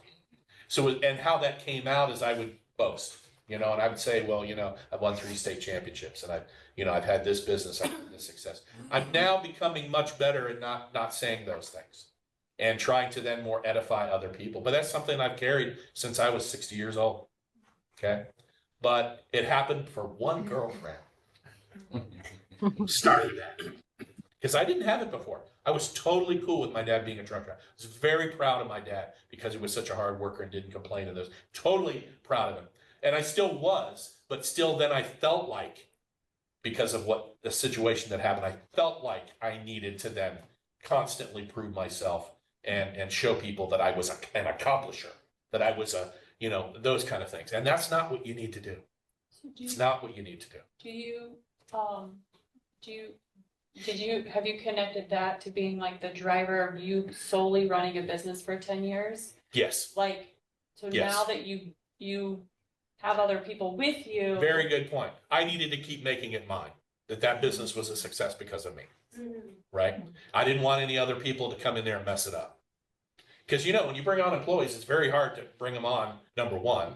Very hard to bring them on. You gotta do a lot to bring somebody on. That's almost as much work as anything else. But then, you know, you gotta lead them, right? And that was not me. You know, I was not in that position to be able to do that because, you know, I felt like I needed to keep quietly, not like I was always saying, well, I'm not going to hire anybody because it's all the success on me. It's just that it was subconscious more than anything else, you know? But what I now realize is people were recognizing my accomplishments without me having to say it. But I felt like I had to keep saying it because people weren't seeing it. Trust me, people are seeing what you're doing. So People are seeing what you're posting. People are seeing what you're doing. People see things that you don't think that they're seeing. Trust me, the good and the bad. All right. And I didn't realize that. I thought I had to market myself. And in reality, you know what? I didn't. I didn't have to market myself. People were, and I didn't realize that until I was 60, 61, that people are actually seeing the things that I'm doing. And I don't have to say it. I just have to keep doing it. Right. I just have to keep doing it. Because I am a charitable and a giving person. So I just had to let God be my promoter. And that's what I didn't get, is God being my promoter. So you've got to recognize that everybody wants something. Okay. But that doesn't mean you have to hand them everything, right? But you gotta remove your mask. And in this situation, that's removing my mask. It's removing my mask that I've always felt like I had to be my self-promoter. Okay. When in reality, your best situation is when other people promote for you. And allow that to happen. Okay. Chapter 2. People can't articulate what they want. This is secret number 2. So there's 8 secrets to showing up filled up. People can't articulate what they want. And we just talked about that. Asking 5 questions, okay? That's clarity. And as I've said before, very quickly, don't need to go into deep on this. Most people that come to us that want one-on-ones don't have full clarity, okay? And as a result of that, they're never going to reach their full potential with their business, never going to reach their full potential with life because they don't have clarity from A to Z. They may have some clarity in some things, but they don't have full clarity. So that's an issue that needs to be looked at. And oftentimes, all we have to do is ask somebody, share a 30-second elevator pitch with us when we're meeting with somebody one-on-one, and I instantly know whether they have clarity or not. Because they can't articulate in a very short period of time what they do, okay? And if you can't do that, you've got to work on your clarity. Those of you that are online too, okay? And we're happy to do that with you. And I'm not the best one at clarity. And actually, you'll meet Jeff Elder. Jeff Elder is much better at getting clarity out of people and people helping that than I am. And so that's why I have Jeff on with me on most of those, especially first calls with somebody, because he's better at that than I am. All right. I recognize it. He's better at helping than people with it. Okay. And then a second call we may have once we learned about you and we know that, okay, maybe finances are more your issue or marketing is more your issue, then we'll bring somebody else on besides Jeff to be that next person to help you with your business. So that's kind of how we do Noble in helping people. So people can't articulate. Okay. And we want to help you to get through that process. Kary said this, but I don't know that he came up with it. Clarity attracts, confusion repels. If you're trying to sell something to somebody, all right, confusion repels. Okay, you're not going to get the business unless somebody's desperate, and you're the closest one. Okay. You've got to have clarity, okay?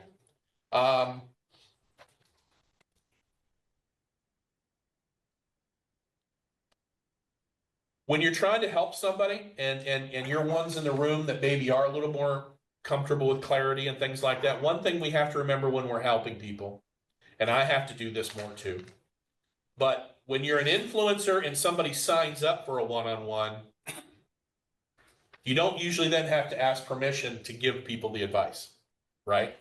But if you out there are watching people and you want to give somebody some very good positive,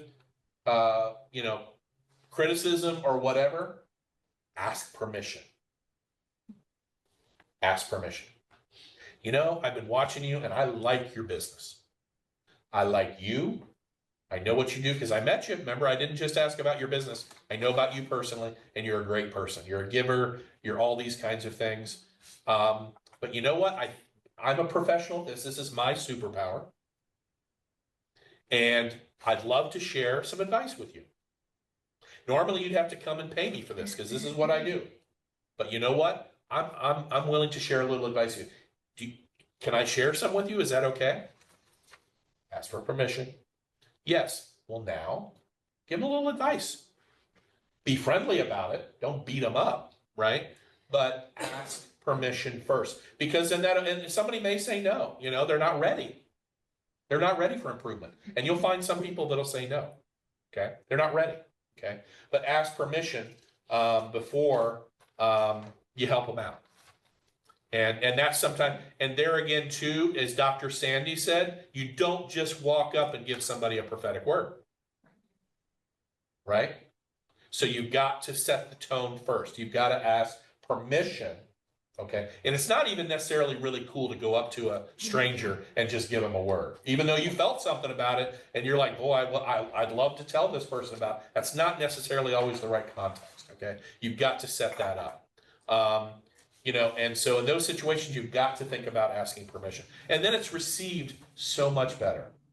It's received so much better, that you're giving them something that's a superpower for you. It's almost like you're giving them a very valuable, here, go drive my, nice car. Here, I'll let you use my computer. Or, hey, I've got extra tickets to the ball game. Make it so that they recognize they're receiving something of value from you that you might normally charge for or whatever. And then they're going to receive it so much better. They're going to receive it so much better. I have a quick question about that. Yeah. So I was helping out at a therapeutic writing program before we got started. Right. And there was a lady there that her arm was really deformed and was trying to help her get up on the horse. And I said, would you like some help? And she got mad. Yeah.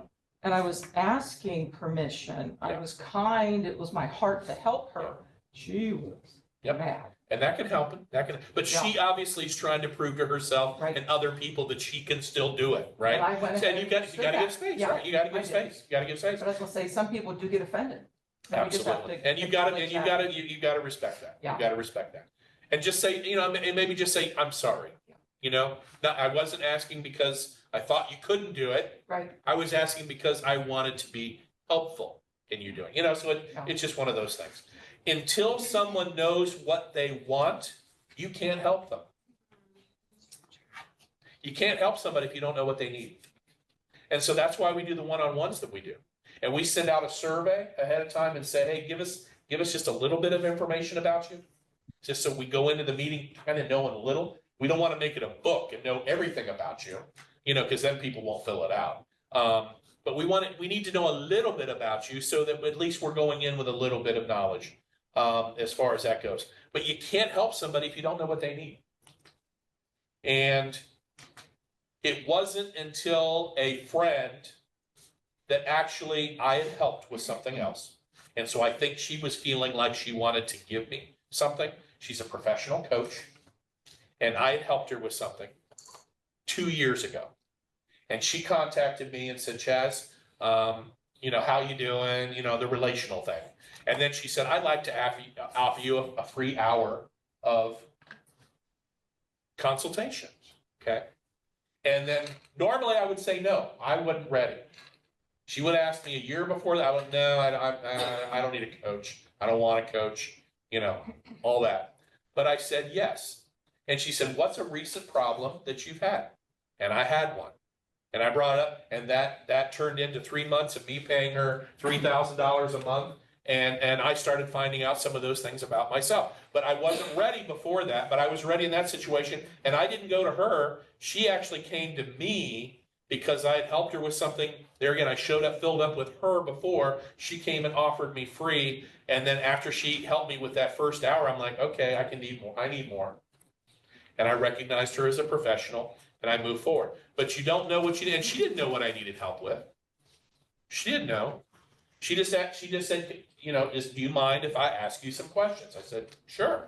She goes, what's a recent problem or encounter that you just had an issue with that's really bothering you? And I had one. And that got me to open up. And then she started digging in, you know, like they do, started digging into me, you know, and then I started realizing that I needed to deal with that. And then that would help me to deal with other things. So chapter 3, next tip, find out what people want.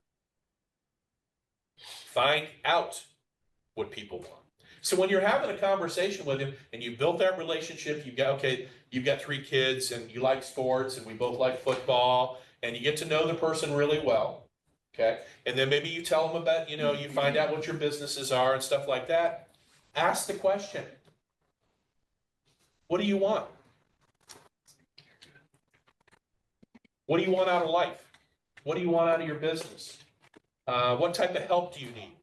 Ask, okay? And then either you can help them, or you walk Brian over to Steve, and I know Steve does this really, really well, and I know Brian just brought up something similar, and I said, instead of just bringing him just to somebody else, okay, I specifically take him to Steve instead, because I think Steve specifically can help what you just told me that you want, okay? So that's a different type of connection, right? So you're actually taking people. And so how do we do that with Noble? The next meeting I have with you, I bring on Corey. I bring Corey into that meeting if you need help with marketing, okay? So I'm helping by then connecting you with another piece of Noble, another person that has volunteered their time or giving their time or whatever it might be to Noble. And I say, okay, well, no, you know, I know a little bit about this, but this person's going to really help you, okay? And this is what they do. So instead of me trying to fumble and, you know, giving you things I've learned, this is a professional, this is their superpower, okay? And even if it's not a Noble person, then we're going to connect you with somebody else, right? And that's the way you need to become, and become more like that. But you got to be curious. I haven't always been curious, because I've been focused more on me achieving and felt like I had to keep achieving so that people would make, you know, I'm making myself an influencer. And I didn't even realize this is what I was doing, right? But this is what I did for many, many years. Felt like I had to keep achieving, keep winning, keep doing, you know. So I had to be the best at sports. I had to be the best at this. I had to be the best at that, because then I needed those things to become an influencer, right? When in actuality, God gave me those gifts to achieve, right? It was just, I didn't know how to use them. I didn't know how to express them, how those should then help me to do what I need to be fulfilling for him. Okay. Be confident, not arrogant. Be confident, not arrogant. And that's just the way you say things. Be interested, not interesting. Show that I have interest in what you do and what you want and what you need. I should then respond not with, oh, well, yeah, I need that too, and I'm looking for this too, and that kind of. Be interested, not interesting, so that I compete with you and say, well, yeah, this is what I want, you know. So people may ask you then, and then you tell them. But when somebody says what they want, be interested in that. Be helpful in that. Okay, and that's how you show up filled up. Okay, so you got to think about these. Chapter 4, fourth secret: help people get what they want. Okay, help people get what they want. Has anyone ever told you that before that you're their hero? You ever heard that? I've heard that. Where so you just help somebody, you're my hero. Oh my gosh, I was in such a bind, and if it weren't for you stepping in, this would have just been you are my hero. Have you ever heard that? Yeah. I've heard it a couple times, right? And that's where you just, probably without even knowing it, you showed up, filled up for somebody, right? And that's what we want to be. We want to be people's heroes. We want to be people's heroes, because if we're somebody's hero, okay, what are they going to do for you? They're going to connect you. They're going to do for you. They're going to do those things. And not that we should be expecting that, but it's just naturally going to happen. Okay. Who here, you don't have to raise your hand, but who here maybe hasn't been as much of a giver of money, tithing before, but then once you started being more of a giver of yourself, your time, your tithes, stuff like that, you see more blessings? Okay. That's God. That's God saying, you're doing the right thing. You're being selfless. You're not buying that extra thing. You're giving it to me. You're giving it to me to use to help others, to be for the kingdom. Okay. And so that's, you get rewards from it. Well, our rewards, and there again, not to expect them, and they come in the most unexpected ways, okay, is to be there always for people. And you may never get something from many of the people that you work with. You may never. But what you're doing for God is you're teaching them. You're teaching them. And that's work for God. And so the return is for the kingdom. The return is not for you. But trust me, you do enough selfless things, you're going to get rewards. You're going to be taken care of. Trust me. It just happens. You hear stories and stories and stories all the time about that. But you got to help people and be there for other people. Here are a few ways you can move to hero status. Here's how you can become a hero. Active listening. You got to listen. You can't be always ready to say what you want to say. You got to listen first. You don't know what they want, and you can't help until you listen. Connecting the person. We just talked about that, right? Connect the person to a friend or colleague that needs help. You can teach people a skill or tip so that they can solve their own problem. You don't necessarily have to solve a problem for them. Teach them how to fish. Teach them how to fish. Otherwise, if you're going to continue to be an enabler and continue to help them, you're not helping them. You're providing a lot of work for yourself, right? But you're not helping them. You've got to teach them how to do it themselves, okay? And they will. They will. And you're just fulfilling that role for God. So you can provide a valuable resource that leads to a resolution. So it might not just be you, but provide a resource. So you're sharing, they got to get to California because, a family member died, and you can't necessarily afford to give a plane ticket or whatever, but you know what? I've got a car sitting out there, and hey, if you don't mind driving across the country, I'll let you use a car. Okay, so you have a resource that you might be able to share with them that can solve the problem instead. And here's number 5. You can model how you solved a similar problem yourself. And that's a typical one, right? This is how I solved it. And that's why these kind of things are so good, okay?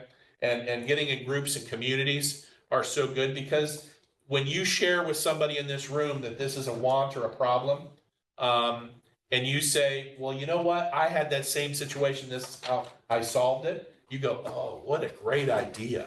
Okay. So we can learn from each other on how they solved their problems in the past. Build rapport first. Build rapport first. Okay. And that doesn't mean that you guys had 6 minutes earlier. You don't necessarily have rapport yet. Right? Rapport comes from you following up with that person after this event and say, hey, it was a pleasure to meet you. Okay. And I would love to reconnect with you sometime on phone, Zoom, for breakfast, something like that. That's where the rapport comes from. Okay. And you need to build that. You need to build that. Okay. Here's a huge one. Start building a database of givers Okay? Start building a database of givers. Why? Because that's who you refer people to. You refer people to other people that are givers. Okay? So you become a hero by saying, oh, you know what? You've got this problem. I don't know how to solve it, but here's somebody that will. And you know that person's a, you know that person will step right in and help them. You have to have a database of that. Start creating a database of that. Okay? And it's simple. And you know, you don't want to just, it's not just something they can find out on Google. This person's really going to help them. Okay?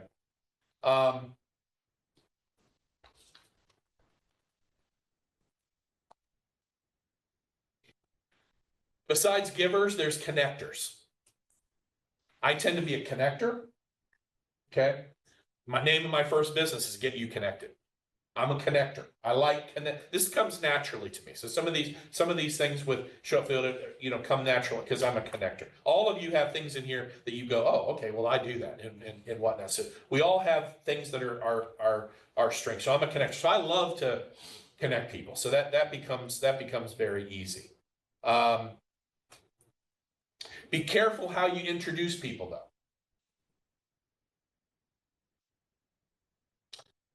Especially if you're introducing in a group. And you're introducing them to an influencer. Influencers don't like to be part of a mass email. Anybody think why? Because guess what? 50 people have your email. And people that aren't showing up filled up are just going to be takers, and they're going to be contacting and using that person's email. And who is the one that just gave out your email or your phone number? You got to be respectful of the influencers and the givers. You know, otherwise you'll get somebody that'll just keep taking from those givers, and you know those givers are you know weak at giving, and so they'll end up just giving to somebody until it gets to the point where you realize that it's not that you're going to get back from the person. It's just that it's draining of you, and you need to be there for other people. You know, my wife's like that, and we've had some recent instances with her nonprofit where people were just taking.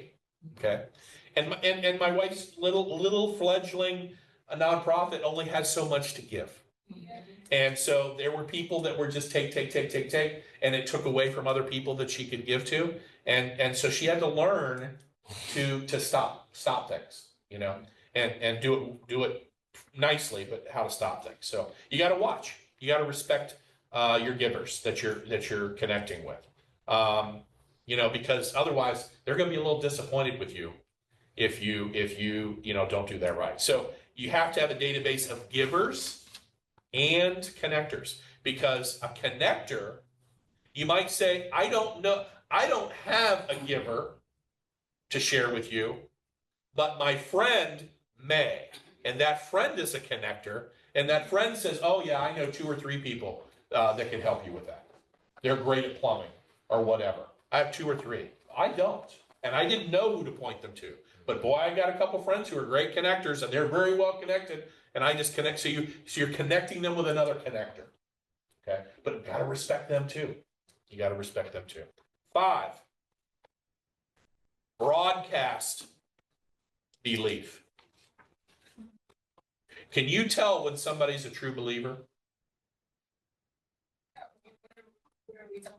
That's good. I was wondering if anybody would ask me that question, because I knew in this room, most people would think, well, kingdom person, that kind of thing.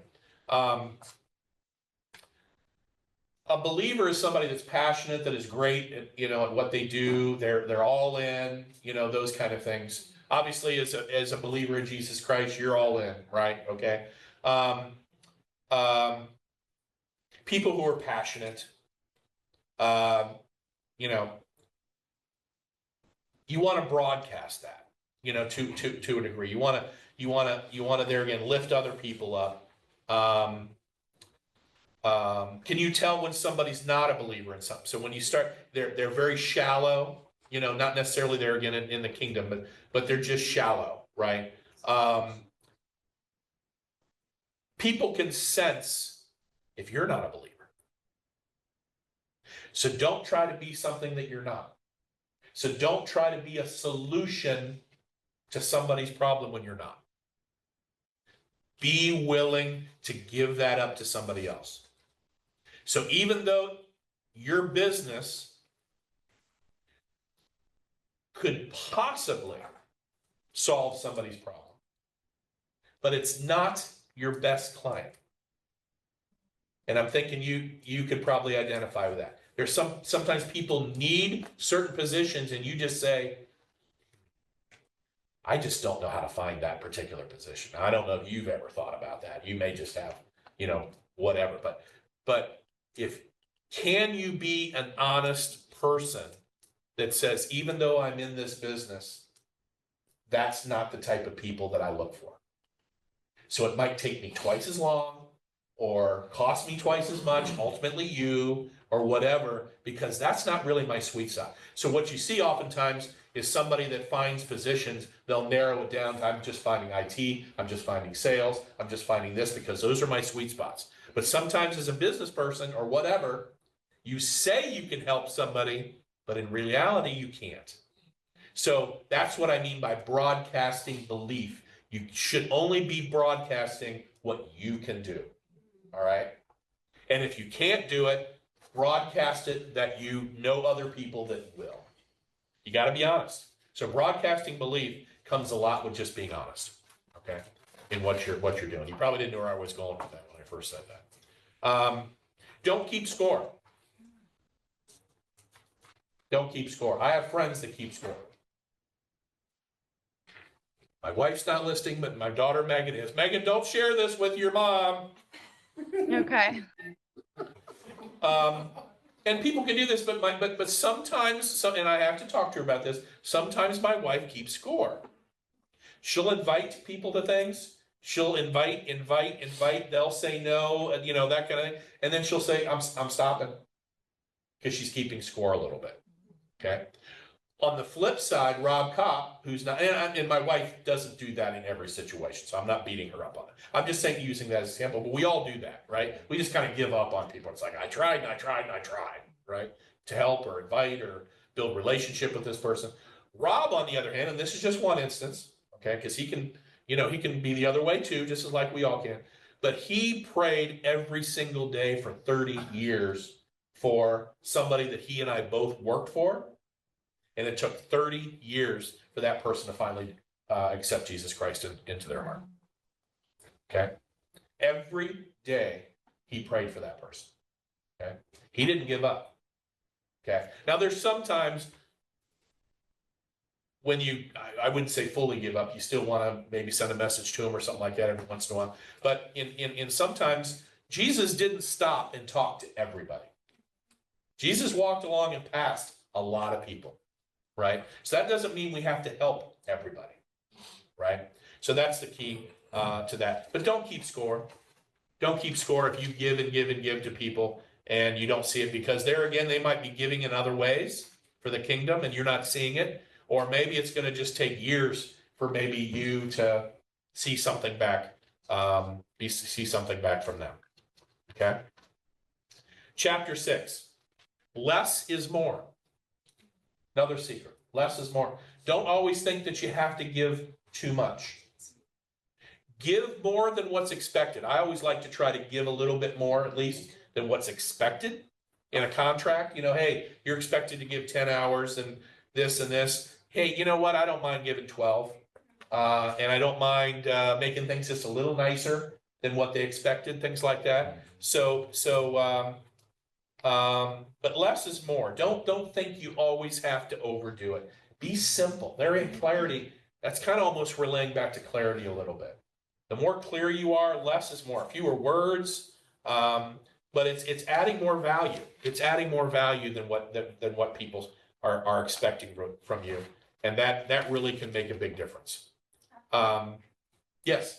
I was gonna say, I even learned, like, being that person over delivering. Sometimes you think you're doing people a service, but then you realize, like, people don't even have the capacity to handle what you even offer a lot of times. Yeah. So you end up doing a disservice because they're just not even in a place, a mindset, a space of acceptance to even, like, no matter how true or how necessary or how valuable it is what you're doing, you know, the scripture says like to not give pearls to swine, you know? So not saying that people aren't valuable, but I believe the scripture is saying like pigs, they'll eat anything, they'll do anything. So sometimes we're just giving valuable information on soil that isn't even ready to like fertilize or produce anything.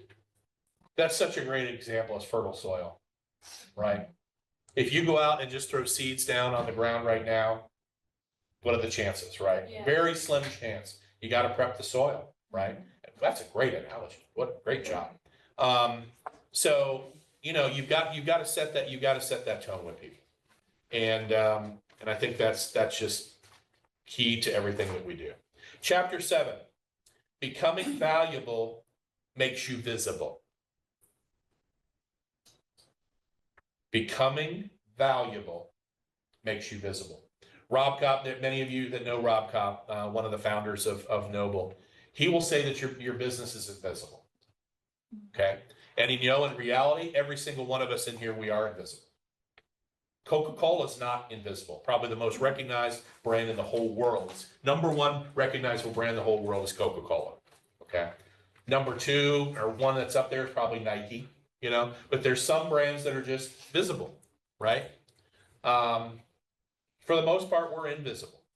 But as the more influence we gain, the more relationships we build in a giving way, not in a taking way, but in a giving way, okay, we become more visible. And your brand grows. Your brand grows, okay?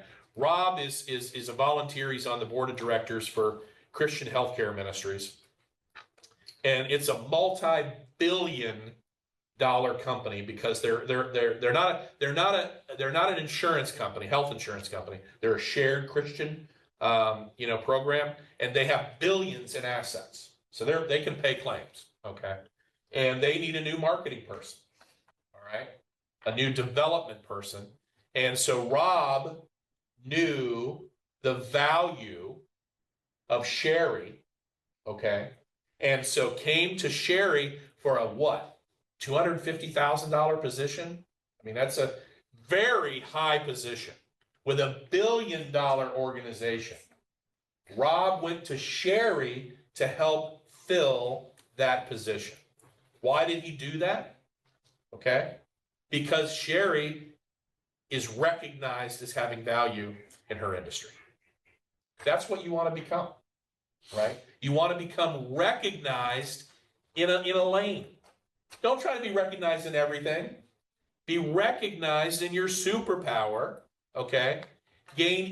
Now, I can say right now, did anybody in this room know what Sherry did before she came here today? Steve did, and so did Susie, all right? Okay, 2, all right? But she's very good at what she does, but she's invisible to all of you until right now. Now she's more visible, right? Okay? I've just helped her become more visible, right? But she didn't really need to. There's enough people in this Central Ohio that know about Sherry, okay? And as she keeps doing what she's doing, the way she's doing it, she will become more visible, right? And that's what we all want, is to become more visible. Yeah. If someone, you said superpowers a couple times, if someone's like, I don't know how to identify what that is, what are some things that you would suggest they think about on how to discover what their superpower is or what their lane is? You know what? Ask other people that know you well. I didn't recognize all my superpowers at first. When I was with the Chamber of Commerce, Columbus Chamber of Commerce for 5 years, and I was ahead in economic development there, and they laid me off because they eliminated what I did. The Columbus Chamber of Commerce no longer did what I did. A new whole organization that's now called One Columbus was created to do what the chamber used to do. So I got laid off, okay? And so I'm like, well, I'm just gonna go work for somebody else. I'm a marketable guy, okay? But I started meeting with other people, and people started telling me I was a connector. Never realized I was a connector. I'm like, wow, I had a superpower I didn't realize I had. So I started a company called Get You Connected. And that company became successful. But I'll tell you, I wouldn't have done it if I hadn't have gone to other people and asked, tell me about me. Tell me why, tell me if I were to offer, if you would buy something from me today, tell me why you would buy it and what I would do. And people started telling me I was a connector. You can help me find things, Chaz. You can help me connect you to people, Chaz. I will hire you for that. Never would have thought it in a million years unless somebody said. So you got to ask other people what those superpowers are sometimes. Do you feel like, so when people started to say that to you, and like, I'm gonna say a light bulb's going off, right? Yeah. Did you initially have confidence in No. that was that? No. How did you build your confidence in? I kept betting with more and more and more and more and more and more people that kept telling me the same thing. Then I got to the point where I just cut to the chase. And I just said, hey, you see me as a connector. You know, I didn't want to waste time anymore. You see me as a connector, all right? Well, then it's like, well, how do I start a business as a connector? Chris Borja does it, right? He kind of got the idea a little bit from me at the deck. I told him when I was a connector. He built a business on it, okay? You know, so I was a little bit of help maybe to him, but I had to keep getting confidence by hearing it from more and more and more. And then it was figuring out, well, then how do you make money as a connector? And I had to talk to some people about that. How can I charge? How can you charge being a connector? That's the same issue he had for quite a while. He was struggling. Then he started offering classes on different things to help him with it, right? So he had to figure out how to turn, and a lot of you have a business that you haven't quite figured out how to make enough money with. Am I right? Okay. So you got to figure out how to be unique. You got to figure out how to be a differentiator. You got to figure out how to be those things so that you can be, you know, so that you can be successful at what you're doing. But that takes time. That takes time. Well, I'm skipping a lot of pages here. Okay, chapter 8, last one. Here, and this is what you've all been waiting for. Convert your credibility into currency. So for 7 chapters, what do you do for others? Everything's about what do you do for others. Okay. Well, then how do you convert that credibility that you built up with all these people into currency? Okay. How do we do it? How do we gain it? God wants us to succeed. God doesn't put an idea of a business into your head to not succeed. Now, it doesn't mean that failures aren't a plus. They help you grow, right? And they're needed. But he wants us to be blessed, okay? And so part of being successful is that lesson. So you've got to learn there again how to give, to then ultimately be able to receive. And this is my close with you on that. How do you convert credibility? So there again, all my life, I'm a giver. I give a lot of money. I give a lot of time. I've been on a lot of boards. I've given. Okay. And that hasn't been something that I usually, like the sports and the achievement, that isn't something usually I've boasted about. Okay. But I've been a giver. And so I built credibility unknowingly. I thought I was building credibility and all my credibility was coming from my achievements. It was coming from my giving. And I didn't know that. Okay. So I got, this is a longer story now that we've done, and I apologize, we've gone over 10 minutes, but give me 4 more. So, and we'll be done. But I had an opportunity. I met an 18-year-old, some of you know this story. I met an 18-year-old young man who was a sophomore at Ohio State University. His father died when he was 10 years old, okay? And he was putting himself through Ohio State University detailing cars. That was his business, okay? And so I met him at a Chris Borja networking event, okay? And I liked the kid. Indian family from India. He was born here in the United States, but an Indian family. Had a sister and a mom that he's taking care of, and he he's making it on his own, and he's a sharp kid, okay, and he's a hard worker, all right, and I respected him, and I said, okay, I've got a car that you can come and detail, and he did a fantastic job, okay. But then I didn't communicate with him again. I didn't really show up filled up. I did say thank you. I paid him extra, so he charged me, and I gave him a little extra. So I showed up filled up then. But then my brother and I, about 6 months later, were driving down to Tennessee to visit family. And my brother and I are talking, and we love cars. We grew up a car family. My dad was big into cars, and we raced cars and did stuff like that. And we're talking about how each of us, what car we wanted. What was our dream car? And neither of us could afford it right then. We're both successful, but neither of us wanted or really could afford it at that time, right? So we started saying, well, how can we get there? So we're like, well, maybe we buy a lesser car, we fix it up a little bit, sell it, buy another car, and we work our way up, kind of fixing, and oh boy, okay, now we've made enough money where we can buy this car that we really want. So that's what we decided to do, okay? So we both did it. We went out and each bought a car. Well, then we get to the point where we wanted to resell those cars. So I'm like, hey, let me contact this young man who's in the detail business. So I contacted him, and to make a long story short, we ended up investing in him, and he was starting a used car dealership that we didn't know about in the gap that I showed him. So we invested in him. We gave him some money to help him fill that lot because the lot was kind of empty because he didn't have a lot of money to buy cars. So we helped him, gave him some money to do it. I went to friends for my very first time, and I know some of you have heard this, for the very first time ever. I went to friends and I said, hey, I've got this new little business that's going on. My brother and I are just investors, and he's doing really well with our money. He's buying good cars. He's selling them for good profit. We're making money on this. He's doing really well. His lot is about a quarter full. We'd like to fill his lot with cars and help that business even to do better. But neither of us, had the money or wanted to put the money into doing it. So we went to friends. I went to 8 friends and offered that opportunity to them. 7 of them gave me money. That's the first time in my life I had ever asked anybody for anything like that, except for trying to sell stuff for Megan and Amanda, donuts or something like that for class. And going to my friends and saying, you're going to buy donuts from me, or you're going to buy this from me, or whatever. First time ever I have ever asked somebody to do it. Never in a million years thought 7 of the 8 would give it.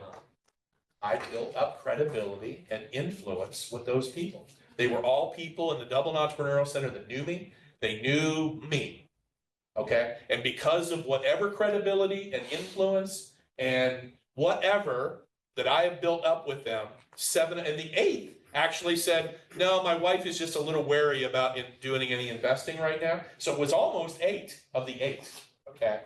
And now I have 3 going on 4 car businesses because of that very little guy that I met in a networking event, right? That I just had come and detail a car, and that's turned into now, 4 car businesses, and one of those car businesses completely pays for Noble. So that's God. Yeah. But that's influence, it's credibility, it's whatever, it's brand, it's Chaz, okay? Now I can't say I'm perfect. I've tarnished my brand on occasion. Maybe nobody's seen it, maybe people have, I don't know. I've certainly done stupid things, made stupid decisions, said some stupid things on occasion, but I guess my brand's good enough to where, people. And then we started another company, not separate from the dealership, and we've raised now $16 million from 48 investors on another company. Completely there again on brand, on what credibility we build up. Okay, so that's an example of an award. And I don't know, if those kind of results can come from, anybody else or whatever, but we've been blessed from that stand. Now, we've had problems with those businesses, and we've had struggles and all of that, okay? So there's certainly some challenges that have gone with all of that. There's challenges that have gone with his dealership. There's challenges that have gone with our businesses and things like that. But you know what? When I look at it at the bottom, we've been blessed. Okay, and that's what show up, filled up can do for you if you focus on those 8 things. But for many people, that's a complete change in thinking.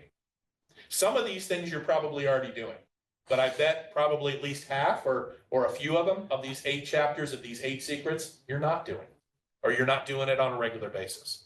But I'm telling you, it works. It really does. So thank you for the opportunity to share. and thank you for your input today. And love you all, and I hope that I've got some of these books, you know, so you can order them, but I don't have one for everybody, but please come up and grab one if you'd like.